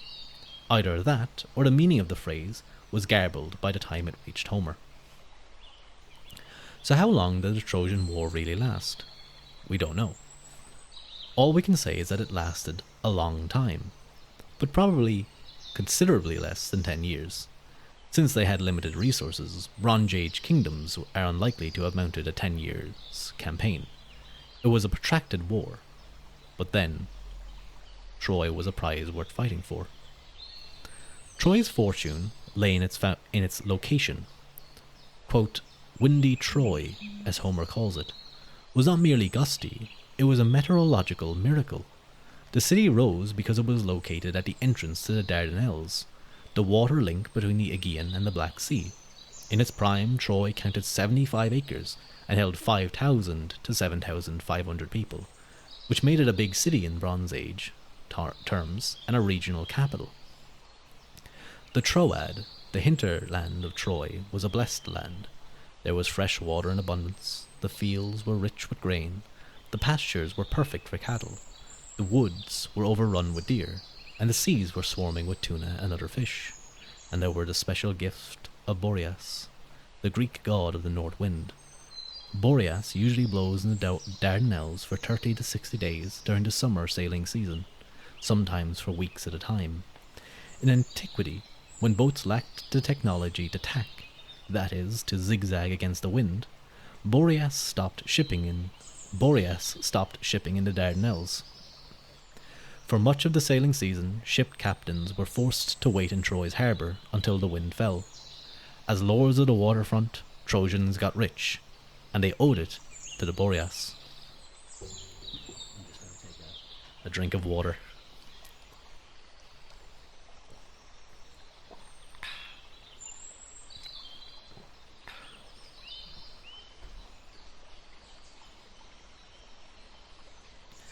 The Trojans were among the world's great middlemen. Middlemen are rarely beloved, especially if they get rich on bad weather. A lot of water. Water.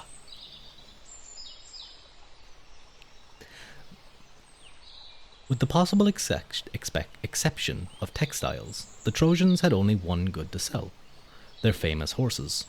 Horse dealers were the used car salesmen of the ancient world. The fast-talking Trojans probably found ways to cheat other men that outdid anything taught up in Thebes or Mycenae. Troy may not have been popular, but with its natural advantages and business savvy, Troy was peaceful and prosperous. Or it would have been, had it been wrapped in a bubble. Unfortunately, Troy stood exposed on the bloody fault line where two empires met. There was no more dangerous piece of real estate in the ancient world. And crack your back, man. I can imagine a shrimp. I'm decent enough. I have decent posture. Don't worry. I can feel it though on my lower back. That's gonna take a day or two to ease out, I think. I am foam rolling and doing various things though, trying to make sure that it's better. I might go for a run tomorrow. It's not the nicest thing, but don't worry. I have posture is definitely something I do pay attention to. Although I often feel bad for artists, because sometimes you'll redeem a stretch, and you'll hear just like their spine snapping in 5 places. I will try and go nyum, nyum. Troy may not have been popular, but with its natural advantages and business savvy, Troy was peaceful and prosperous, or would have been had it been wrapped in a bubble. Unfortunately, Troy stood exposed in a bloody fault line where two empires met. Oh, I read this. To the east lay the Hittites, great charioteers who rode out on the central highlands and dominated Anatolia, as well as much of the Near East. To the west lay the Greeks, a rising power whose navy exerted pressure across the Aegean Sea. These two warlike people were cousins of a sort. Both spoke an Indo-European language, and both had arrived in the Mediterranean from farther east around 2000 BC. Although these two rivals never invaded each other's heartland, they took out their fury on the people stuck between them. Sounds like Poland and between Germany and Russia. Western Anatolia. Oh, Western Anatolia was the Poland of the late Bronze Age. See, look at that. Me and the author are on a similar wavelength.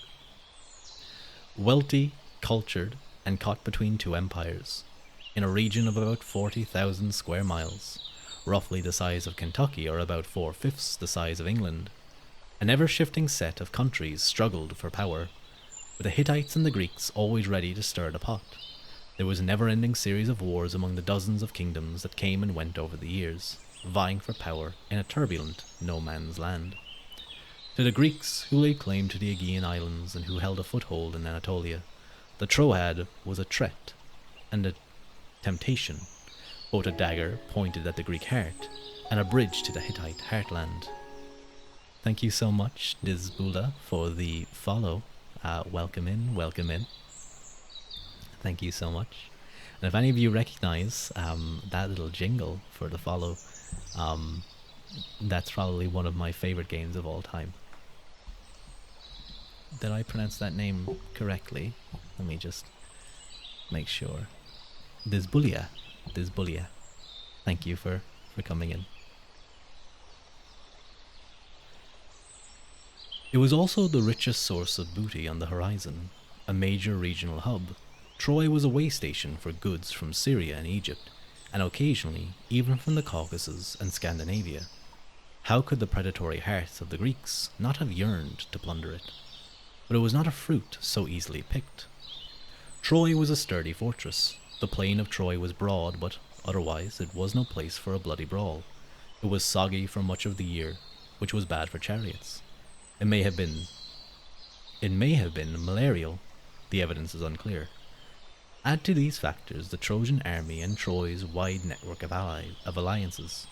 But though the city was strong, Troy had weak spots.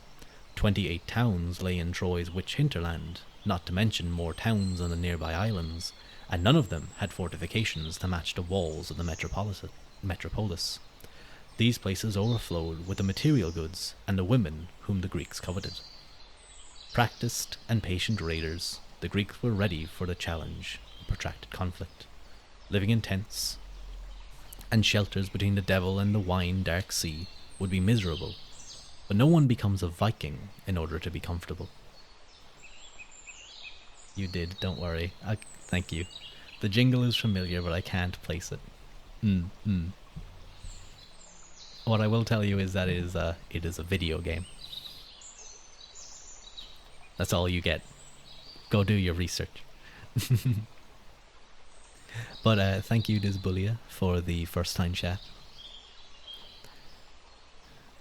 But the Greeks had the Trojans enjoyed all the rewards of wealth and sophistication, but the Greeks had three advantages of their own. They were less civilized, more patient, and they had strategic mobility because of their ships. In the end, those trumped Troy's cultural superiority. And so we come to the Trojan War.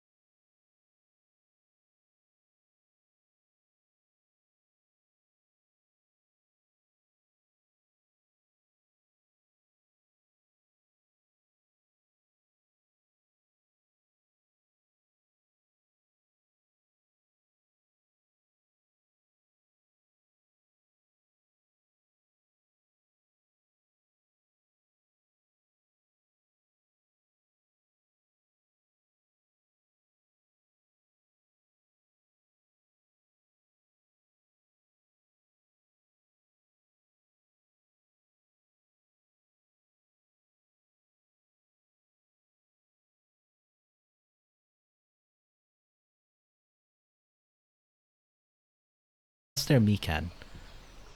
Unless they're Mikan, then she can have a BRB screen of her standing, pissing into the ocean, and it's pretty based. For those of you who have never seen Mikan streams, that might be very confusing. And yes, I meant she. It's a really great BRB screen. Back to the text.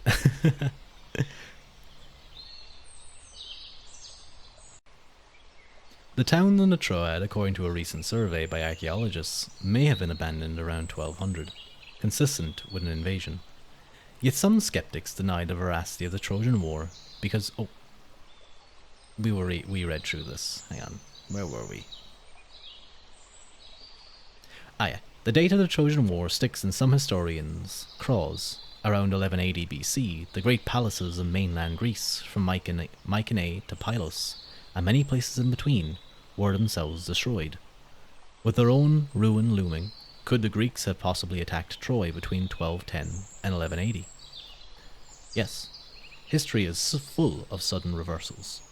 For example, most Japanese cities were rubble in 1945, yet only 4 years earlier, in 1941, Japan had attacked the United States. Besides, the Greek myths say that the Trojan War gave way to civil war and chaos within the Greek homeland, and that might just fit the archaeological evidence. Finally, unrest in Greece in the period 1210 to 1180 might have made a Trojan War more, not less likely, because it might have tempted Greek politicians to export violence abroad. History is made up not of stones or words, but of people. Was there ever a queen named Helen, and did her face launch 1,000 ships? Was there a warrior named Achilles, who killed in a rage thousands?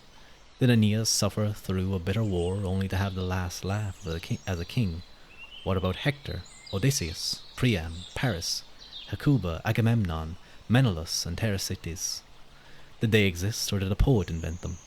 We don't know, but names are some of the easiest things to pass down in an oral tradition, which increases the likelihood that they were real people. At least, based on some person. Besides, we can almost say that if Homer's heroes had not existed, we would not have had to invent them. We would have had to invent them. There may not have been an Achilles, but Greek warriors used his tactics of raiding cities and of fighting battles by attacking chariots on foot. Whether Helen's face launched 1,000 ships or none, queens of the Bronze Age wielded great powers, and kings made war over marriage alliances. Priam may never well have ruled Troy, but King Alexandru and Walmu did, and Anatolian rulers lived much as Homer describes Priam, from his dealings with uppity nobles to his practice of polygamy. So this book will refer to Homer's characters as real-life individuals. The reader should keep in mind that their existence is plausible, but unproven. Descriptions of them are based on Homer and, whenever possible, on details drawn from archaeology, epigraphy, art, etc. And with that, let us meet our leading lady. She is a character who sums up the spirit of our age, and new evidence increases the chance that she really did exist. And then she ran away from home to go to the Windy City, blown by Boreas and the fatal waterway by which it sat, where soldiers stole cattle and hunted men. And that is the end of the introduction, and the start of the next chapter, titled War for Helen. I think we'll take a small break here. Just chill it, let me stretch.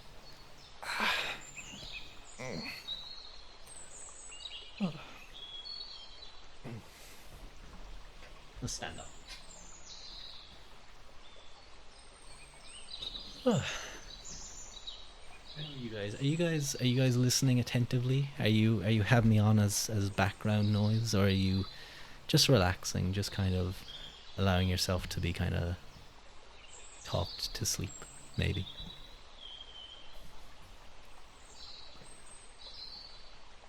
Thank you for reading for us so far.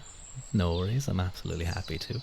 I think from here on out, we're going to get into more specifics. It's going to be, we're going to begin to follow the actual story of the Iliad. So War for Helen, the next chapter, the Black Ships Sail.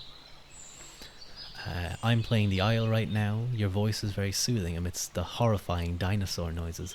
I know of the Isle through what's his name again? A really great YouTuber. He made a video essay on it. Soviet Womble. And as well, I watched a few playthroughs of like Singular Lives. It is a mad game. I love the style of it. It seems so fun. That could actually, oh my god, that seems like such a great idea actually for like a VTuber collab. We try and survive as like a Soviet Womble. Yeah, I'm pretty sure Soviet Womble has a video essay on it. Absolutely. It's kind of a follow-on on his video for on survival, or not survival, like battleground and survival type games that arose out of Arma Tree and the DayZ mod. He really beautifully ties it all together. The rise of Fortnite and PUBG and all those in his in one of his video essays. But I definitely recommend it. But the Isle could be such a fun collab stream. You're just chilling out as like some pterodactyls or something, or like raptors with another VTuber, and then suddenly you're both getting chased by a T-Rex. Oh, that sounds like a great idea. I think that could be a lot of fun. Let me see how long this chapter is.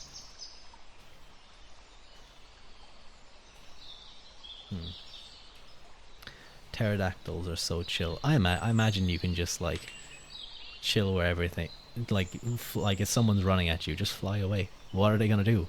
Fly? No, they can't. They're wingless. They're nerds. It's not that long. It's maybe about 20 pages. It's not too bad. Everything else so stressful. I watched a few videos on the Isle. I'm sorry, I should have explained for those of you who may not know. The Isle is a survival game where you play as dinosaurs. It has various things, and I think some servers have specific mods to make role playing or kind of the immersion of the game a lot better. But you know, it has things where you can make calls to other people on your team. You start as a baby and grow full-sized, but you can be a small dinosaur. You can be a little raptor, like skidding about, grabbing other little dinosaurs and trying to like scavenge. You can be a T-Rex and various other things, but you can never communicate with other people except if they're of your species. You hear other people shouting, but you won't actually see what they're typing, while other of your species, if they type something in text, you will hear them vocalize it and you will see it in the chat. And so this kind of creates this sort of, and Soviet Womble goes into this so well, but it creates this natural predator prey and community environment where you're trying to survive. It's such a cool idea. I really hope that they continue to expand it to the fullest that it can. There's a load of copycats, but I think the Isle is the main one. It's sort of like a survival game. That's crazy. I definitely recommend go watching. If you just type in Soviet Womble, WOMBLE, I assume, I think, you can definitely find his video on it. But I definitely want to give it a try, and I think that could be a really fun collab stream. I look into it for sure. Do.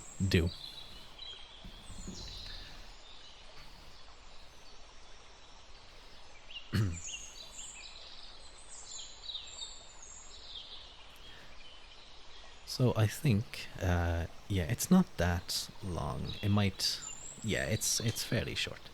So we'll do chapter 1, and then I think I will probably call it there, or I'll at least just chill out then and cease the reading for a bit. Chapter 1, War for Helen. She is the spark that ignited the war. Helen is dressed in a flowing woolen gown deftly woven by slave women, in black top and crimson stripes, and soft and shimmering from the oil with which it has been treated. The sleeves cover her upper arms but leave exposed the pearl skin of her lower arms. The winding bands of gold bracelet cover each of her wrists. 2 matching gold brooches hang from the garment's neckline. A tight-fitting bodice and gold belt emphasize her breasts. Her face is framed by her long hair, oiled to prevent dryness and held in place by an elaborate jeweled headband. Her elegant coiffure consists of pin curls and tendrils around her forehead, and long glossy curls that fall below her waist. Her maids arrange her tawny hair every morning with night with ivory combs. Her cheeks are glowing with health and rouge, and her shining eyes are lined with carefully applied kohl. Kohl. I'm not too sure what that is. She wears a delicate perfume scented with oils of iris and carnation. Love runs after her like puppies, to quote a Hittite proverb. That seems like something you would almost read on a bad romance novel. But I think it's apt here to try and paint this picture of the woman whose face launched 1,000 ships. She is not as good looking as the gods perhaps, but her beauty may well rival that of Aphrodite, or at least be the closest approximation that one can find in the material world. But on this night, it is a man who pursues her. Paris, Prince of Troy, has come to Greece.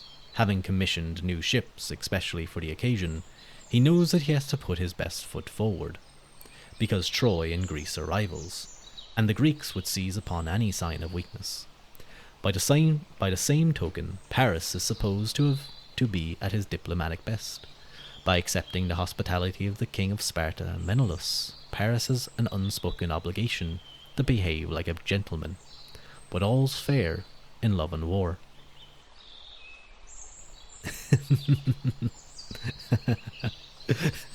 Yeah, you don't want to piss off the gods.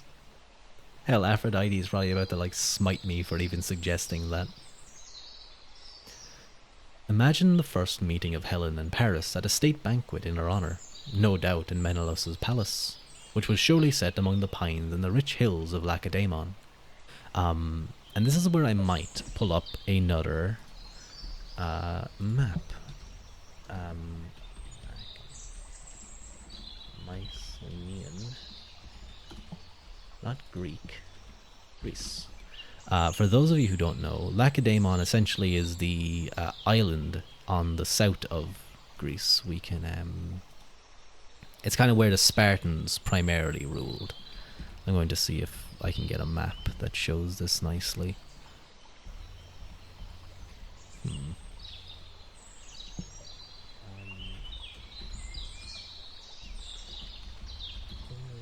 Greece.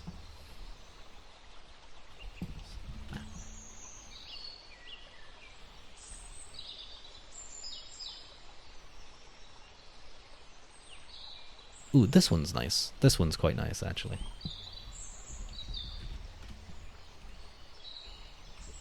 It's nice and simple. I'm gonna move myself over here. Oh, it's quite small. I hope it doesn't become unreadable. Here we are. So you can see Sparta in the middle of that kind of area, Lacedaemon. That kind of, it's almost an island, but it is connected to the rest of the Greek mainland. You have Mycenae there, Agamemnon, Argos, Pylos, Athens, Locris. Troy is over here. You can see it's quite a distance. But we might keep this here off to the side for use when we need to see where areas they're talking about are. So I'll just put this over here. Oops, I'm moving the chat. I didn't want to do that. I'm going to have to get used to moving things in OBS. Back to the text. The company sits in the throne room, a large high-roofed hall with 4 columns surrounding a central hearth, whose smoke is drawn up and out through an opening in the ceiling. Armed sentries stand along walls frescoed with scenes of lions attacking deer and griffins standing guard. After a procession and offerings to the gods, the guests sit down in silver-studded chairs. Paris sits in the place of honor between the king and queen. Paris and Menelaus are probably each wearing a linen tunic, and below it a belted kilt of finely woven wool, probably made into pattern panels, and with a fringed edge and tassel. Obviously, they don't mean the Scottish kilt, just a similar kind of clothing, as in kind of coloured form that later develops out of the brat of the kilt, that is, develops later from the Irish brat. Menelaus probably wears a diadem in the sign of royalty favoured by the Greeks, while Paris might have had a horned tiara of royalty common in Anatolia. Each is likened to have a gold signet ring. Menelaus probably has shoulder-length hair and a trimmed beard, but no moustache. Paris might be clean-shaven in the Hittite fashion, but with long hair tied in a knot at the nape of his neck. Greek royalty and nobles all wore leather sandals, while Paris might have worn the boots of an Anatolian king. Oh, hello, Clever. How are you? I checked out that video you sent me and read a bit more about him. Oh God, I'm now drawing a blank suddenly at his name. It was Charles III. Charles III of Spain. Very interesting character. It seems like he came along at a time when Spain very much needed a good leader. But how are you, Clever? How are you doing today? We're just reading Barry Strauss, The Trojan War, A New History. We're getting in there. We're starting to get into the story.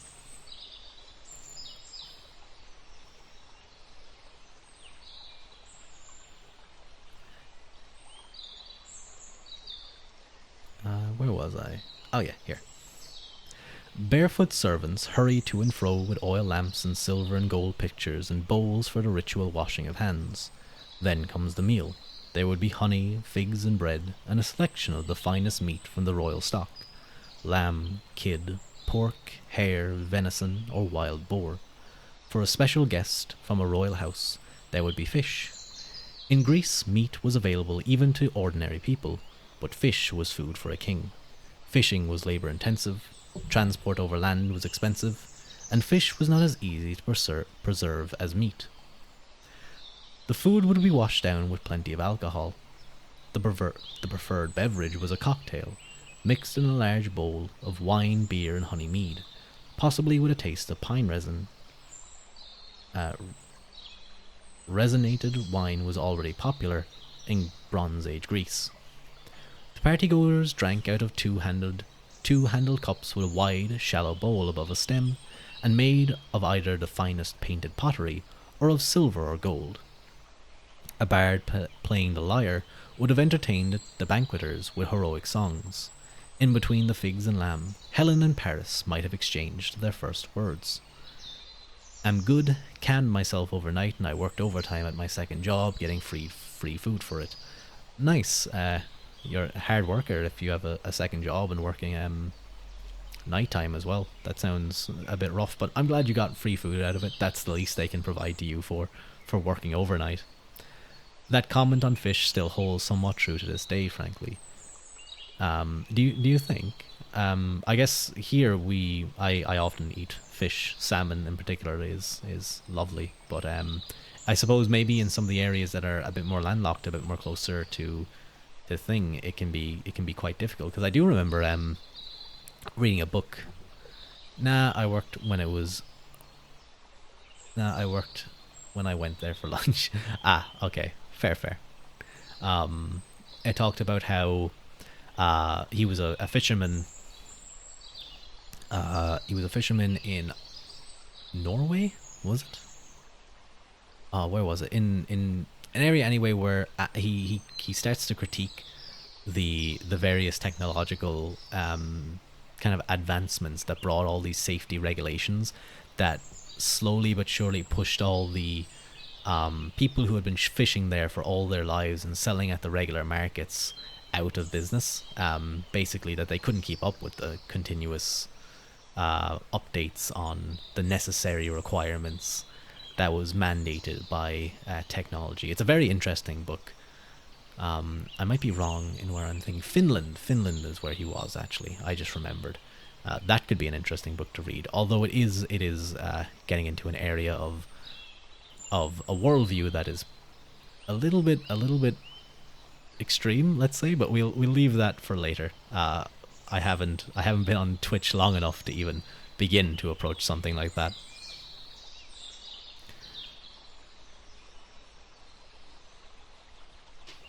I worry at times I just go off on a tangent and you guys are going to be so confused.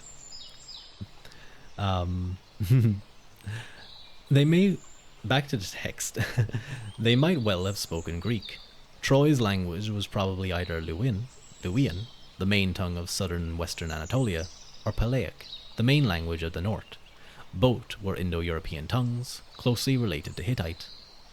But foreign languages were surely widespread in an entree pot, like Troy, especially Greek, which was spoken by traders and potters as well as nobles who had married into the Anatolian nobility. It seems that Troy's elite were bilingual in their own language and Greek. They had dual names, such as Paris, itself perhaps just Homer's rendition in Greek of a Luwian name, Parasitus, whose Greek name was Alexander. Troy's elite moved easily in and out of the Greek world, including Menelaus's palace. In fact, Greek and Trojans are likely to have forged friendships and kept them going across the generations, because these ties were good for business and they were prestigious. Consider the Greek kingdoms of Pylos, west of Sparta, where Linear B record a military commander named, quote, Trojan, and a leaseholder of a plot of land named Trojan Woman. These names may have been bestowed to mark an international friendship, just as in later Greek times an Athenian friend of Sparta named his son Lacedaemonius, that is, the Spartan. And what I might do is just pull in so we can see where this is. We see Pylos there. If you see Sparta at the very bottom of this image, you look a little bit up, you can see Pylos, Nestor, and then just follow the line, and we see it's on the west coast. West coast of Lacedaemon. There.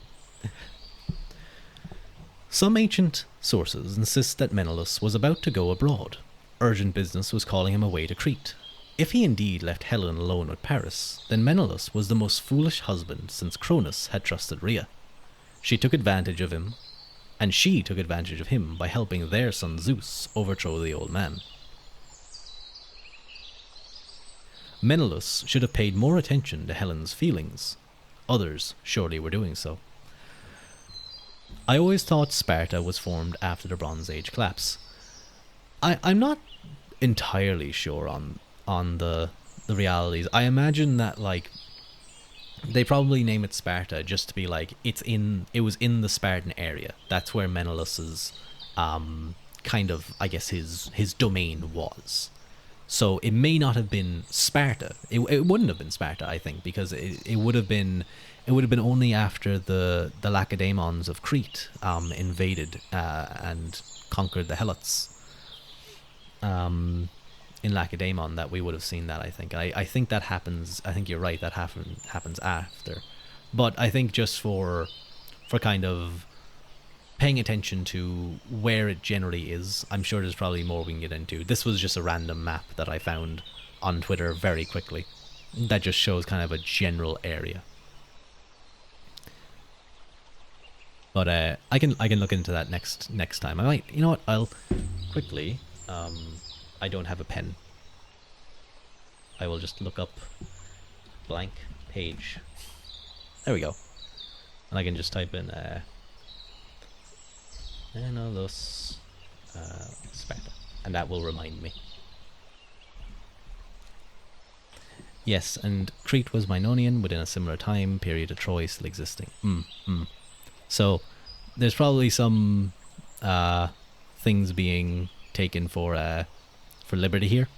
So it's probably not a perfect map, but it shows a general idea. You know, Menelaus and Helen, their area was probably in this region of Lacedaemon, or at least around here. So it wouldn't have been named Sparta. We'll leave that for later. Don't shout at me.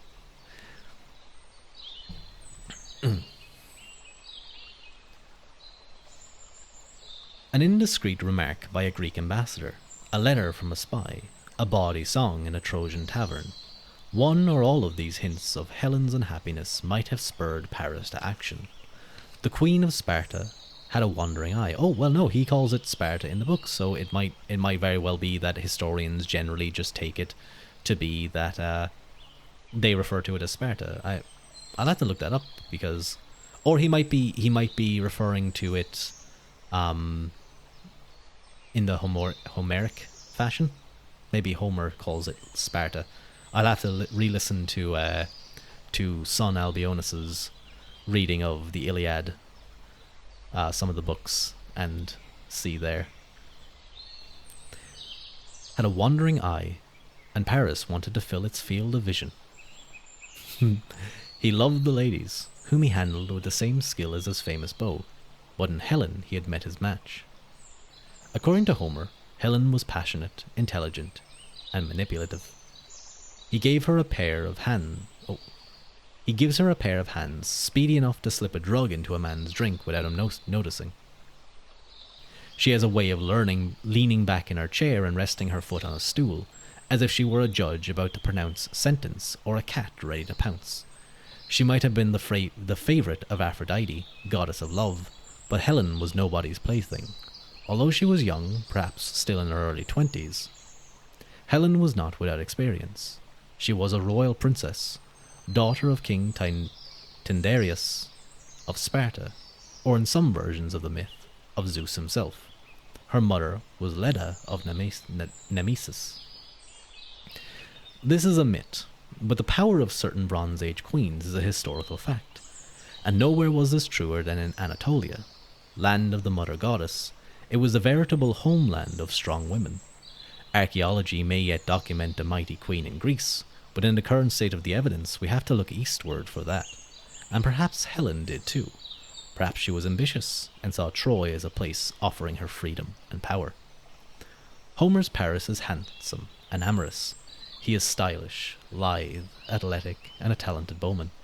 History lends credibility to the picture. Anatolians were famous as archers. Troy was older than any city in Greece, so Trojans may have found it easy to pour on old world charm when on the far side of the Aegean. But on the other side of the scale held Greek stereotypes about effete Easterners, and indeed Homer makes Paris just a little cowardly in battle. No doubt the real Paris was charming and a hustler, the latter surely not an uncommon figure in a country of horse traders. Helen would make a good Spartan heiress.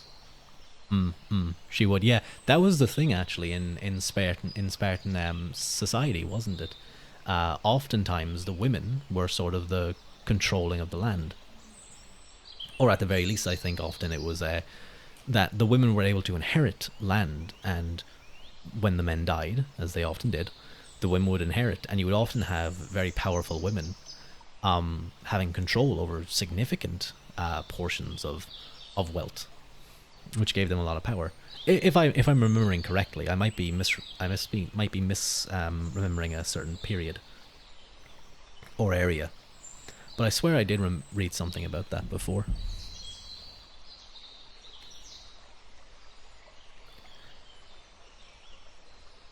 But charm is not a word that comes to mind in the case of Menelaus.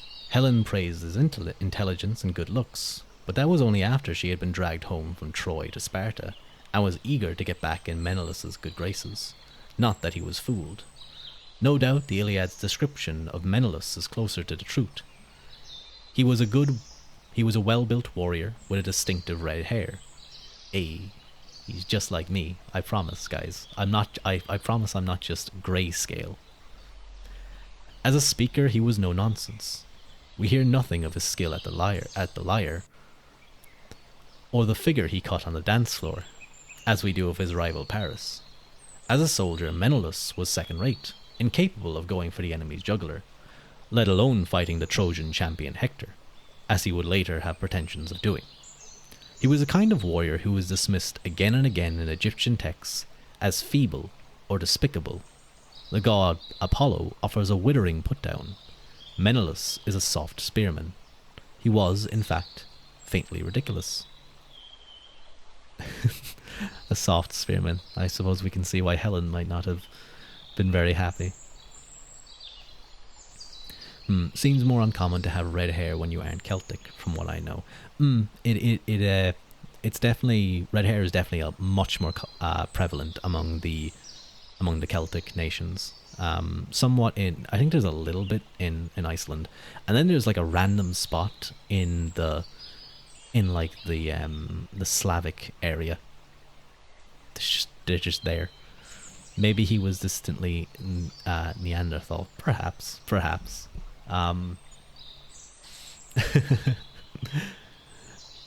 She blamed uncontrollable passion for her decision to leave home, husband and daughter. Hermione for Paris. And daughter, Hermione for Paris. But that is what gamblers say when they look back afterwards.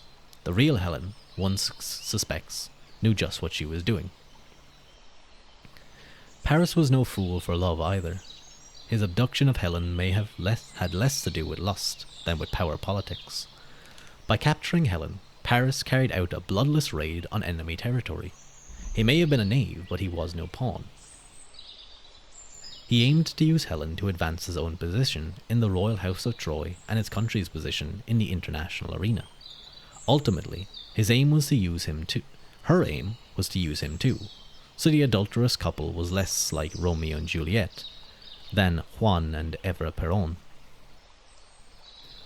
The modern reader is skeptical of Homer.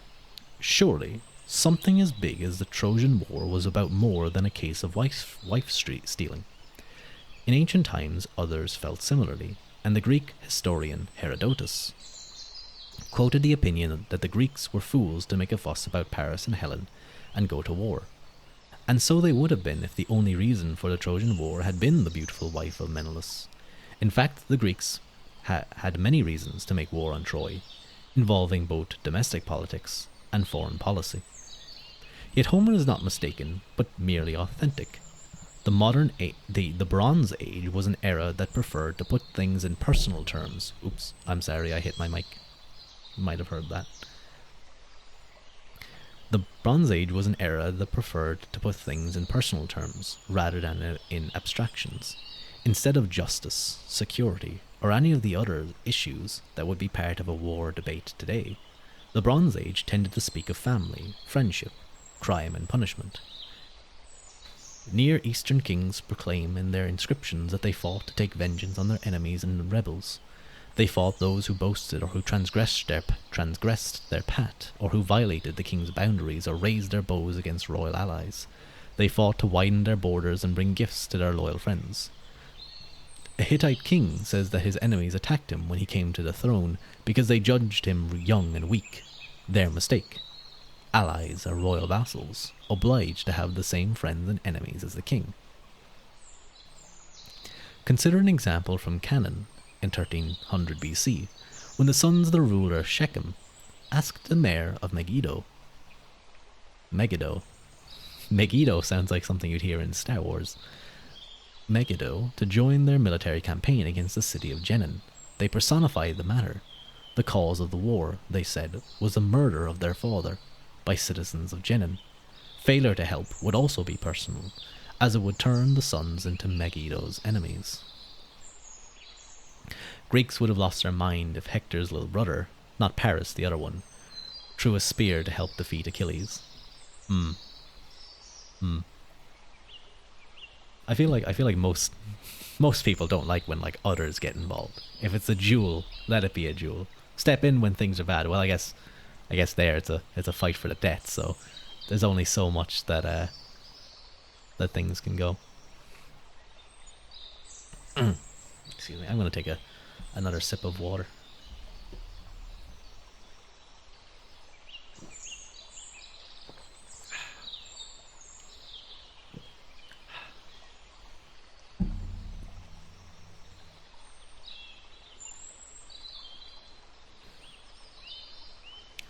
We would therefore expect the Bronze Age to put the causes of the Trojan War in personal terms: murder, rebellion, or even wife-stealing, rather than aggression, competition, resentment, covetousness, and insecurity that underlay the conflict. But these later factors were there.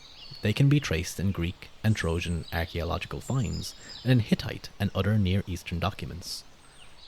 Let's begin with the texts.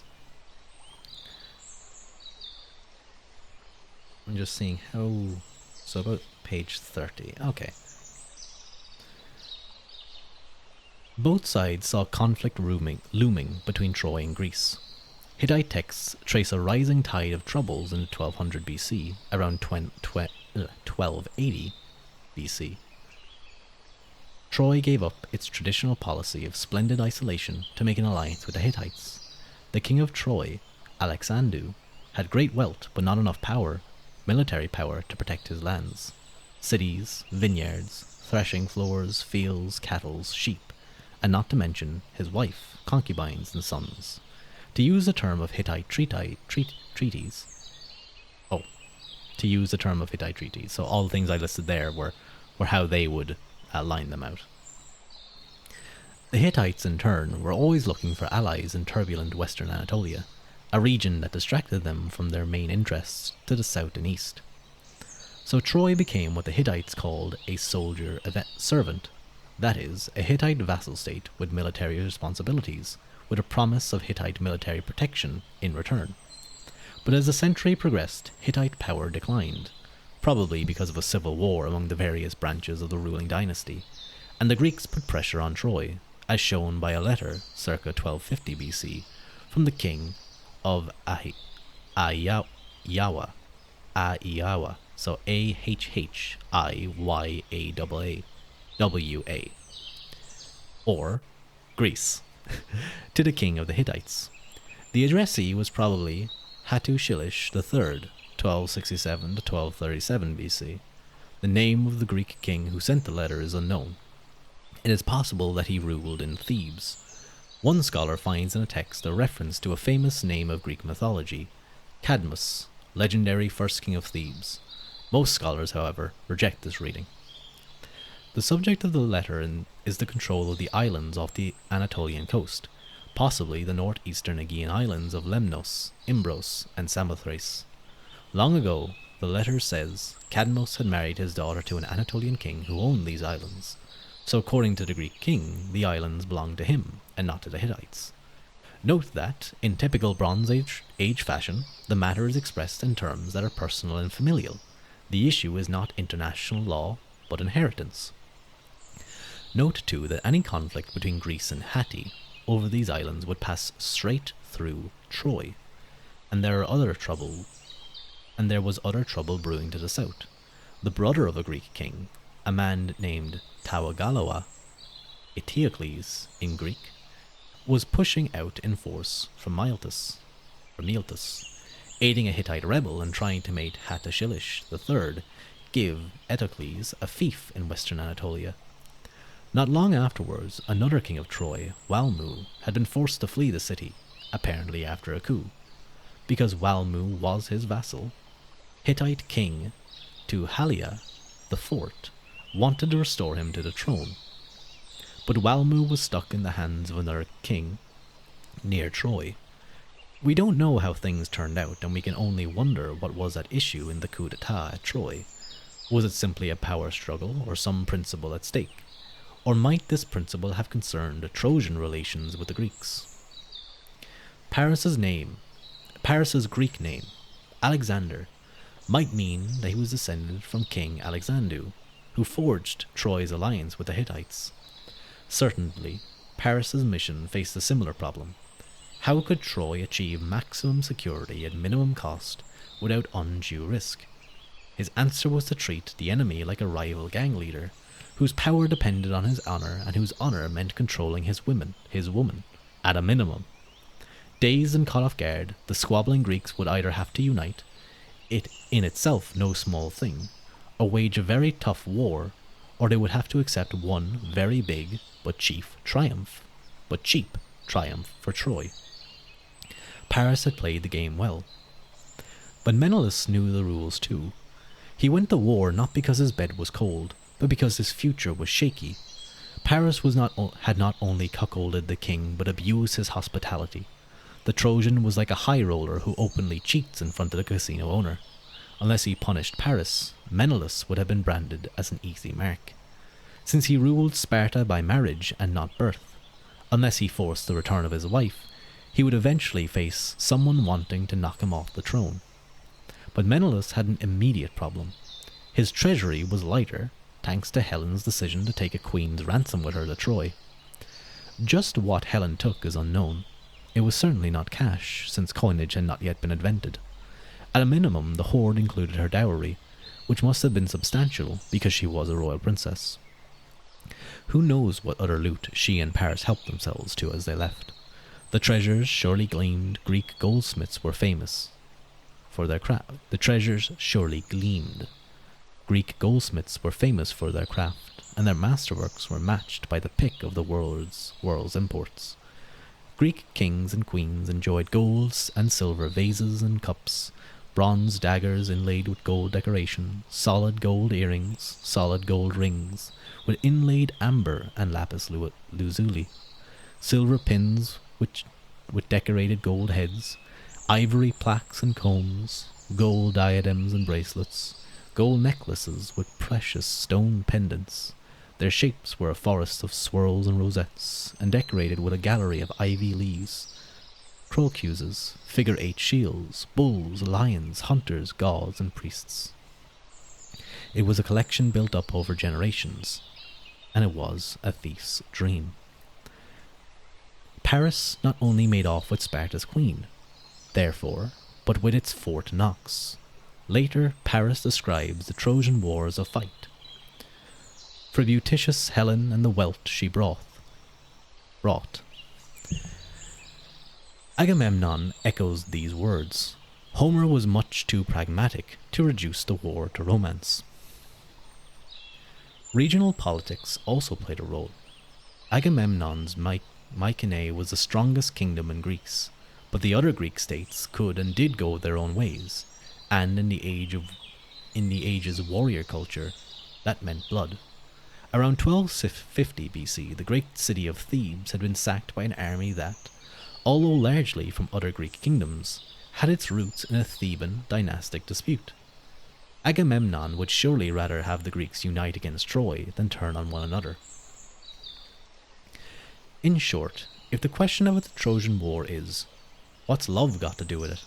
The answer is probably nothing. In later ages, Helen was worshipped as a goddess in Sparta, but opinions were mixed elsewhere. The Athenian classical tragedian Aeschylus no doubt spoke for many when he wrote off the woman who caused the Trojan War with the puns of Helen, the Helendros, and Helenus, Helen the man-killer and ship-destroyer. Yet the royal princess of Sparta had been an extraordinarily eligible bride. Her dowry was the kingdom. Like Helen, Menelaus was born royalty, brother of King Agamemnon of Mycenae, but Menelaus did not inherit the kingship. In Hittite society, it was possible for a man to marry into the royal family and so win a throne, and the same may have been true for Greece. This usually happened only when a king had no sons, but Helen had 2 brothers, Castor and Polydeucus.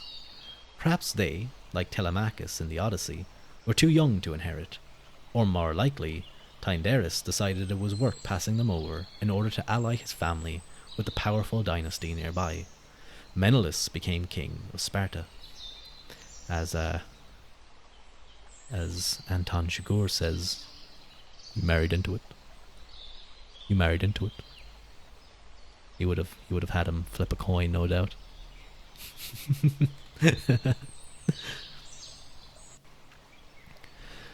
Like Helen, Sparta was wealthy and comfortable. Laconia, as the valley in which Sparta lies is known, has yielded many Bronze Age treasures, such as the elegant pair of solid gold cups found in a tomb in a village called Vafio. These 15th century BC masterpieces show senses of bull chasing. At Amyclae, near Sparta, stood a Bronze Age mansion. Here, centuries later, there rose a structure called the Menelaean, a shrine to Menelaus and Helen. Many scholars think the palace of Menelaus and Helen once stood there too. Meanwhile, recent excavations in northern Laconia, outside the village of Pellena, have uncovered a Bronze Age cemetery complete with big and imposing beehive, or tholos, tombs. The largest such tombs found anywhere. Nearby is a hill on which the excavator believes that he may have found the palace of Menelaus and Helen. This theory is still unproven, but the big tombs of Pellena add to the impression of Bronze Age Laconia's prosperity. But Laconia was not Troy. Menelaus was a provincial warrior, while Paris was a cosmopolitan prince. Troy was a city of light and life at the meeting palace of the world, and it was a good place to be a woman.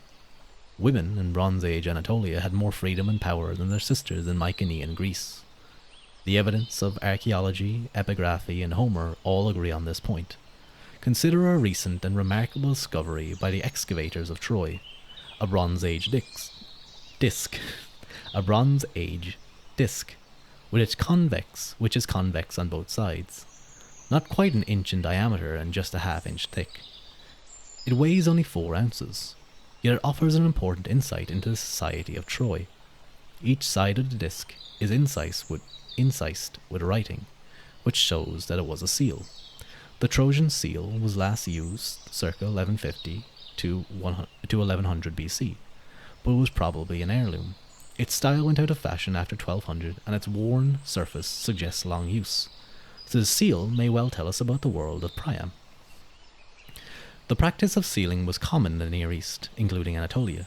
Seals were used to stamp land deeds, court decisions, treaties, royal pronouncements, and even clay envelopes in which contracts were stored. Seals were also an important part of commerce, used to mark containers and other merchandise. If the seal was broken, the container had been opened. A respected merchant's seal on a product, then, as now, was a guarantee of quality.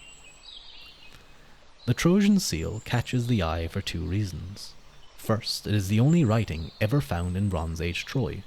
Second, the seal is inscribed on both sides. One side bears the name of a man, who was a scribe, while the other bears the name of a woman, presumably his wife. The writing system is Luwian hieroglyphic, as was standard for late Bronze Age Anatolia. The Bronze Age is too worn for us to read either name, but the signs for man and woman are each clear. In short, the seal testifies to a degree in freedom and equality for women. That is not unusual for Bronze Age Anatolia. In the Hittite kingdom, for instance, there was nothing remarkable about married couples, whether royalties or commoners, using seal stones with a husband's name on one side and a woman's on the other. A Hittite woman might even have a seal of her own. The Greek world had nothing similar to Troy's husband-wife seal.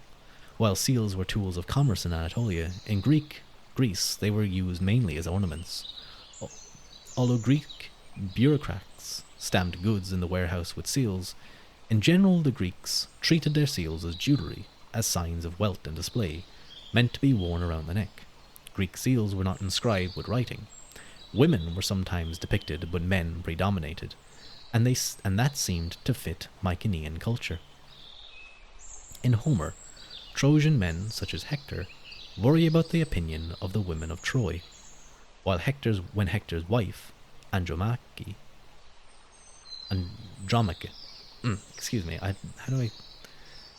sorry, sometimes when you just see a name, it throws you a little bit. Andromache asks him to leave the battlefield for her sake and for the sake of their child. Hector replies, "How would the sons of Troy, in arms renowned, and Troy's proud dames, whose garments sweep the ground, attain the lustre of my former name, should Hector basely quit the field of fame. Homer's Greeks display no corresponding concern for what their women taught. Hittite history is punctuated by the careers of powerful royal women. Yes, the Hittite great king, like other Anatolian monarchs, practiced polygamy, but the power of the chief wife was potentially enormous, especially if she was in charge of raising and marrying off all the royal children. The greatest Hittite queen had those powers and many others. She was Queen Puddaheppa, wife of King Hattusilish III. Puddaheppa came from a noble family of high priests in southern Anatolia and went on to play a pivotal role in Hittite religion. She also took a hand in law and diplomacy. She had both a joint seal with her husband and her own independent seal. When, for example, Egypt and Hittite negotiated a peace treaty, which was recorded on a silver tablet, the seal of King Hattusilish appeared on one side of the tablet, and the seal of Queen Puddaheppa appeared on the other. She corresponded as an equal with Pharaoh Ramses II. Bronze Age Greece offers the occasional image of a powerful queen like the Odyssey's Queen Arete, or of the probably fictional kingdom of Phaeacia, but otherwise it had no room for Puddaheppas or for gender equality. It was a world whose captains and kings called their bedmates prizes and traded them like bric-a-brac. Helen's response was neither to accept nor to protest. Helen's response, one might posit, was to opt out. From Sparta the lovers fled to Paris' ship. Loaded with treasures, they were in a hurry, but found time to stop at Cranae, an island off the coast, where they consummated their passion, or so tradition says. Then came the Aegean crossing. As they neared the Anatolian coast, Helen could hardly have helped noticing the light gleaming on Troy's towers. After disembarking at Troy's harbour, she might have seen, as she rode to town, the wheat fields and the low hills in the distance. Unlike their ancestors, who lived on barley and lentils, the prosperous Trojans of Paris' day grew an abundance of wheat. As she reached the city, Helen surely found it as foreign as she did exciting. At the gates of the city stood steles, standing stones honouring the gods, a common Anatolian custom, but not Greek. Another typical Anatolian feature was the layout awaiting her inside. The wooden walls, a lower town around a fortified citadel. Inside Troy's imposing gates, Helen would have found a bustling city of narrow alleys, around paved streets with inset drains. A city of shrines, markets, courtyards, ovens, and houses built of stone, mud, brick, and wood. At dawn and sunset the town would have echoed with the din of cattle and sheep and the herders who brought them out to graze and back. The day was filled with the cries of merchants, the talk of slaves and housewives, heading out to the springs to do laundry, and the laughter of children. The night rang with the clatter of pottery and the evening meals, the footsteps of the night watch, and the twang of the lute mixed with the whistle of pipes. And on a hot summer afternoon, when anybody sensible was taking a siesta, the city heard nothing at all. The lower city was so thickly settled that its buildings reached up to the wall of the citadel, or Pergamos, as Homer calls it. Pergamos rose about 100 feet above the plain. I have to head with great stream. Your voice is so soothing. Thank you very much. Laughs a lot. I hope to see you again. Whatever you're doing, I hope it goes well. Thank you for joining.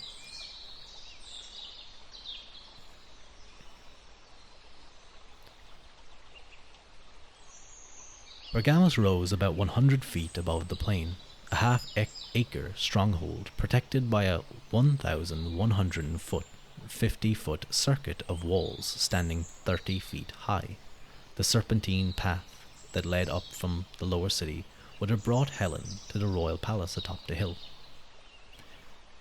Bye-bye. Helen is likely to have formerly divorced Menelaus. Hittite law allowed a woman to initiate divorce proceedings, and society would not have looked kindly on ongoing adultery. The Amarna letters, for example, consider a woman without a husband as a symbol of desolation, neglect, and futility, like a field without a cultivator. And they I don't think they'd get away with that today. I think people would be a little angry. They might not be too happy.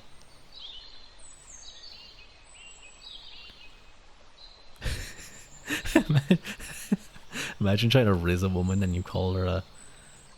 You ask to be her cultivator. You're a field in need of a cultivation.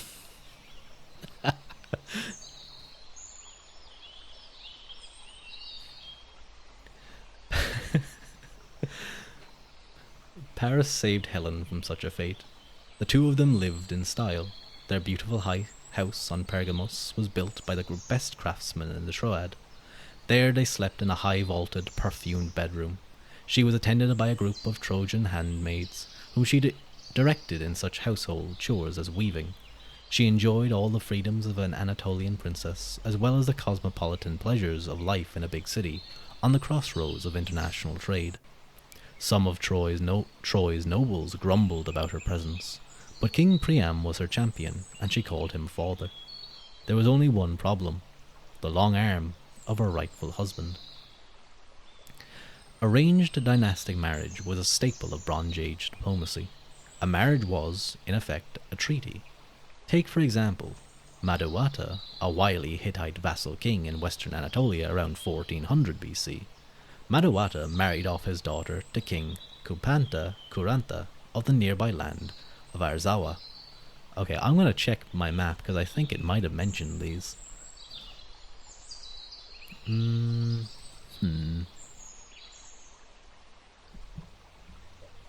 Maybe if I look at Hittites.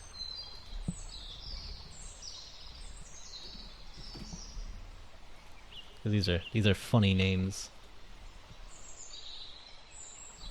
Ooh, this one's quite nice, actually. So I'm going to just remove this one for now.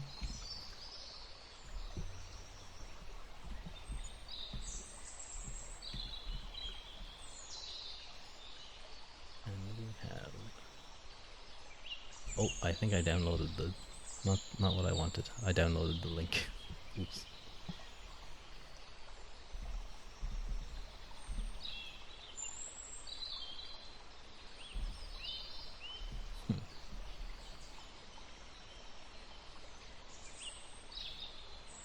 Oh, it's being annoying. It's not leaving me download this image. I can do this one. This one's fine.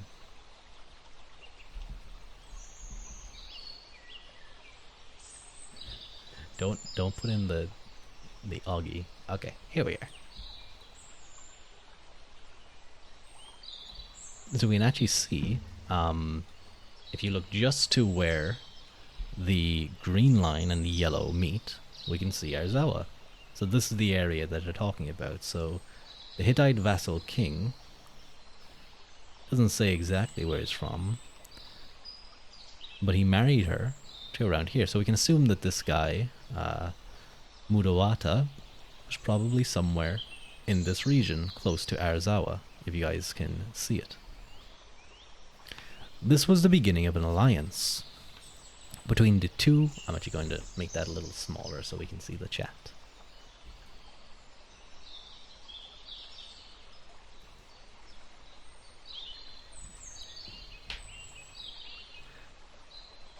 Between two former enemies.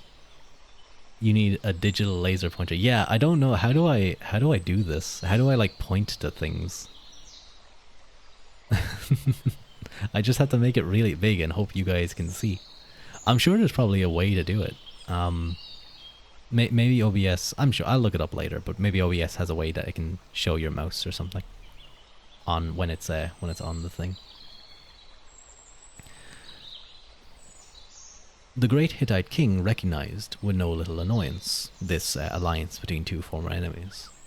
How could he trust Madawata to uphold Hittite interests against Kupanta Kuranta, now that the latter was Mudawata's son-in-law? If a royal marriage was an alliance, a royal seduction was an act of war. Hittite law uses this striking image for a man who runs off with a woman without her family's consent. Quote, "You have become a wolf." It meant, in effect, that he was banished. adultery was considered an even worse crime, and Hittite law pardoned a husband for killing his wife and her lover if he caught them in the act. But while a man who, or another man's wife, got the death penalty, a man who seduced another man's wife got off, in that case. Only the wife was executed. I don't know if like Twitch might have some kind of audio cue that if it picks up a certain thing, things get caught. So I'm just gonna be careful on that. If there's any like specific words that I feel like could get me in danger.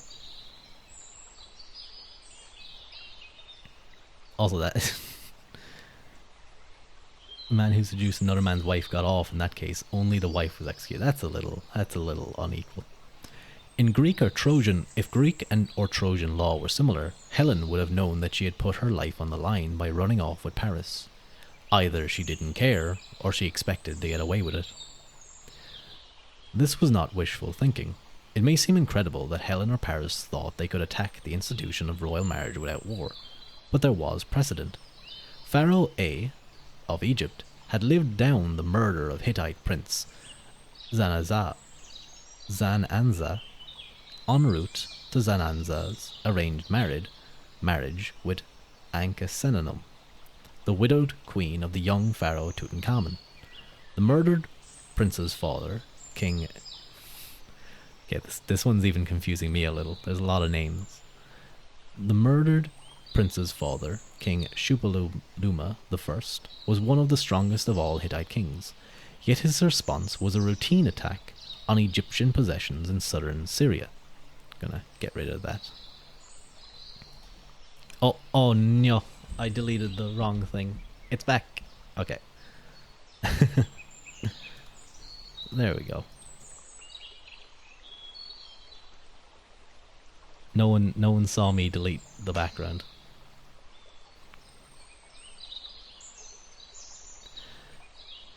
Thousands of prisoners were hauled back to Hattusha, but there was no showdown.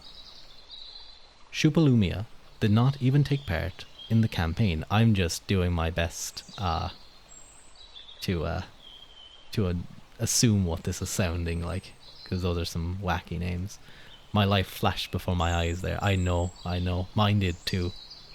I got like a little shock. I'm sorry, the immersion, bros. It's over. It's so over. I'm gonna end. It's over. I can't stream anymore. I have to go into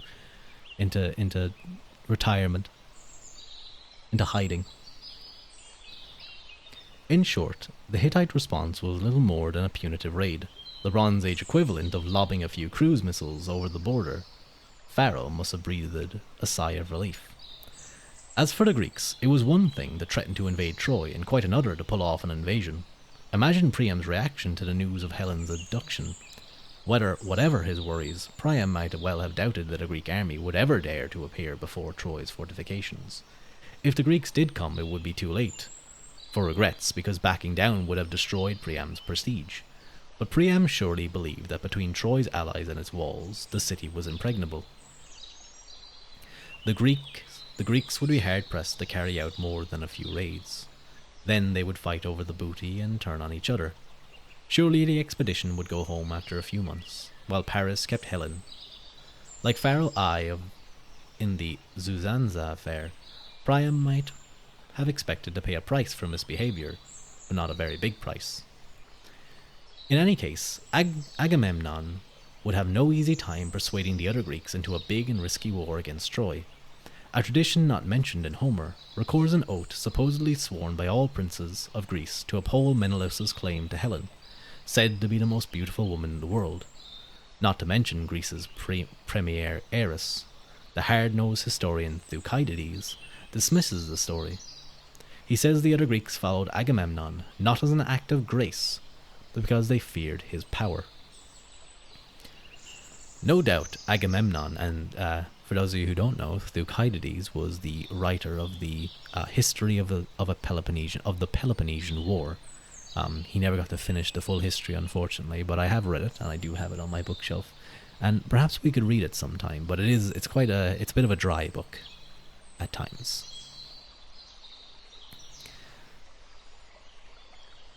No doubt Agamemnon was able to twist arms, but Thucydides' analysis is one-sided. The king of Mycenae had the gods on his side. The Bronze Age generally thought of war as a divine drama of law enforcement. War punished criminals who had offended the gods. The Hittites gave this conception a twist and imagined law as a lawsuit before the gods. Who would favour one of the Platons with victory? To the Greeks, Paris had twice violated the gods' laws. First by committing adultery, and second by abusing the host's generosity. Menelaus's fellow rulers had a clear responsibility to avenge the gods by going to war against Troy, unless Helen and her treasures were returned. Anything less would expose themselves to divine punishment. In that case, if I ever anger the gods, I'm going to hire Sasabiu, who is I don't know if Jen or any of the others are still here, but Sasabiu is a lawyer VTuber. He mainly does ASMR, and he did a piano stream last night. It was very lovely.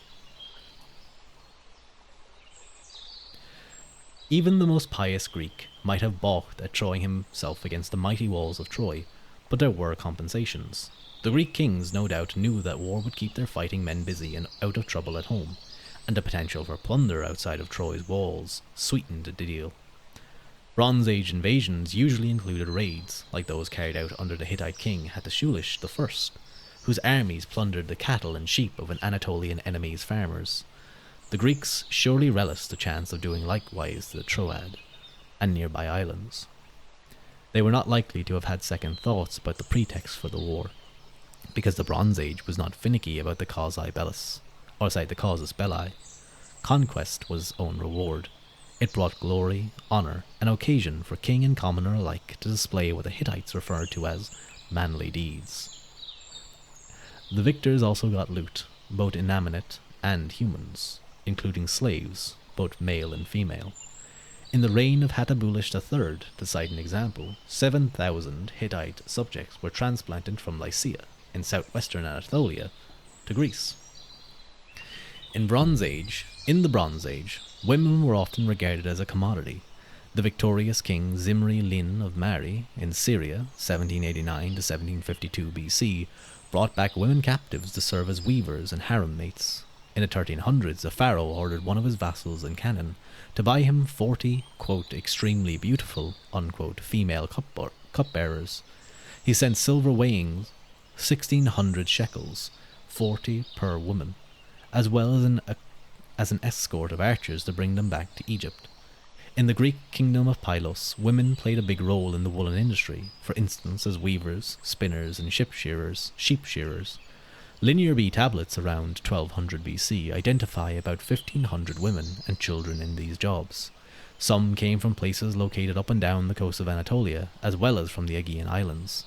Others were labelled as captives, and it is a good guess that they had been seized by Greek raiders.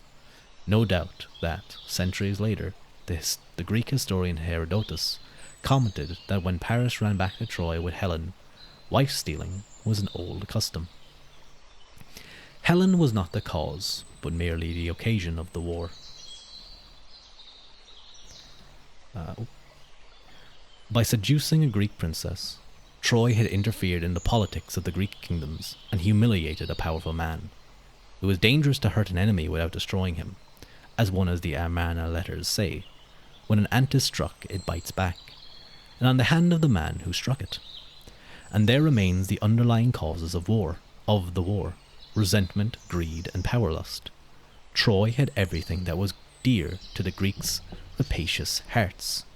If Paris had come to Dogpatch instead of Troy, then the king would have found few takers for the mission to avenge the gods and uphold Menelaus's honour.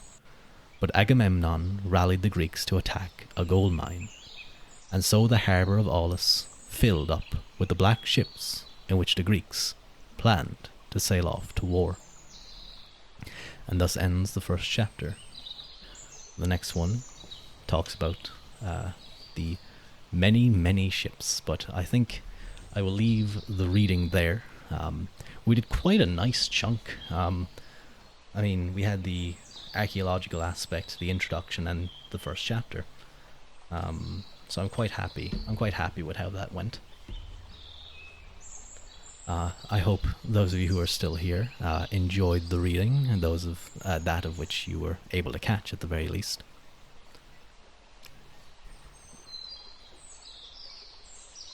Excuse me a moment.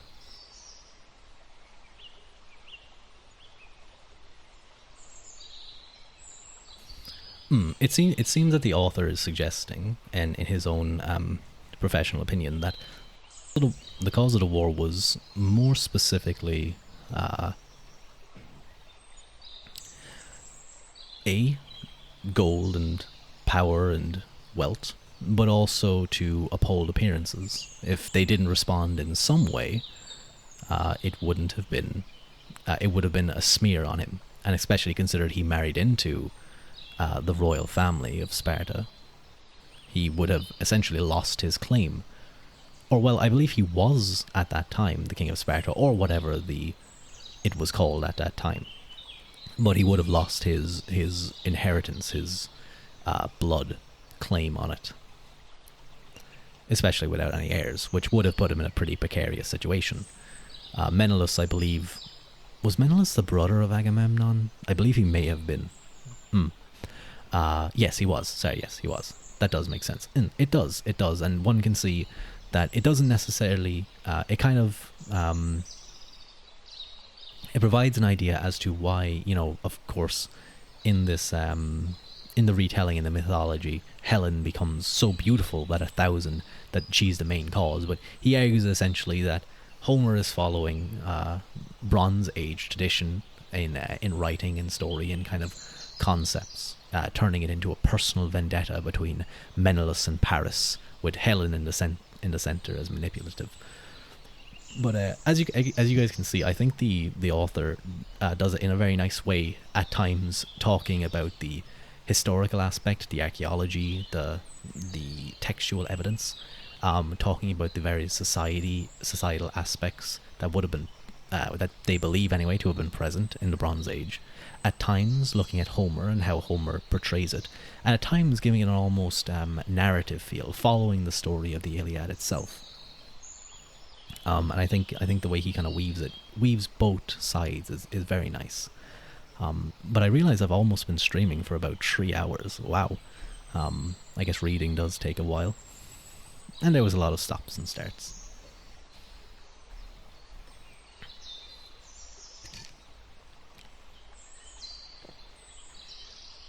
Interesting and informative. Thank you for reading for us. No bother, Alcuin. I was happy to do so.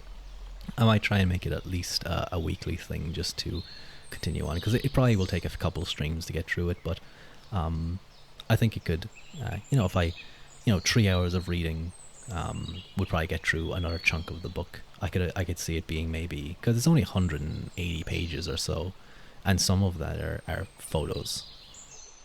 I liked it. Thank you, Clever. It was definitely enjoyable. I read it before, but it's nice to reread books and be able to discuss various things. I hope my intonation and reading style was nice to the ears. I apologize at times for stumbling or stuttering or being uncertain of a word.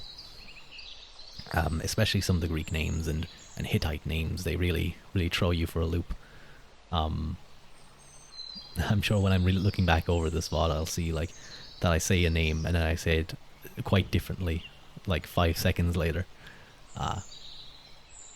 But we make do with what we can.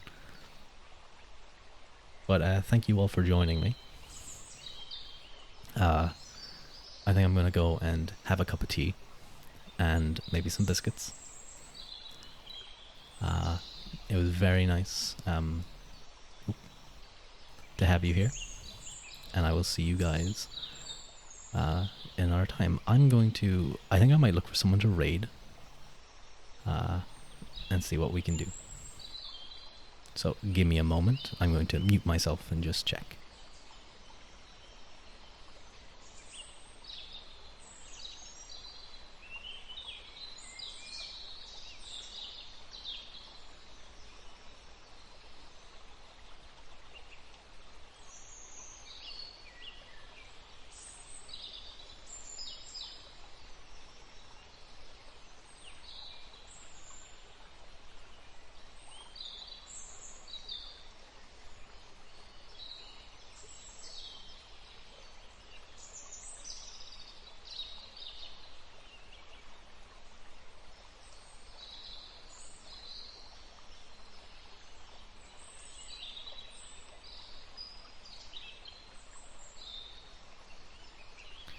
Okay, I know who we're going to raid. We're going to raid Nemurunai Kai. He is a VTuber I've been following. I've watched a bit for a while, who is very cool. He's a really nice model. So please treat him well. So let me read and move. Hi. Okay. Thank you guys again for joining me. I hope you all enjoyed. And I will see you next time. I might give maybe just typical ASMR a try, or sure. I've had that happen before as well. It's very annoying. It is very annoying. Like, you'll just be left on your own. But I will start the raid. So I might give ASMR or maybe like some kind of gaming commentary a try. But thank you guys again. And there it is. Bye bye, Atsu. Thank you.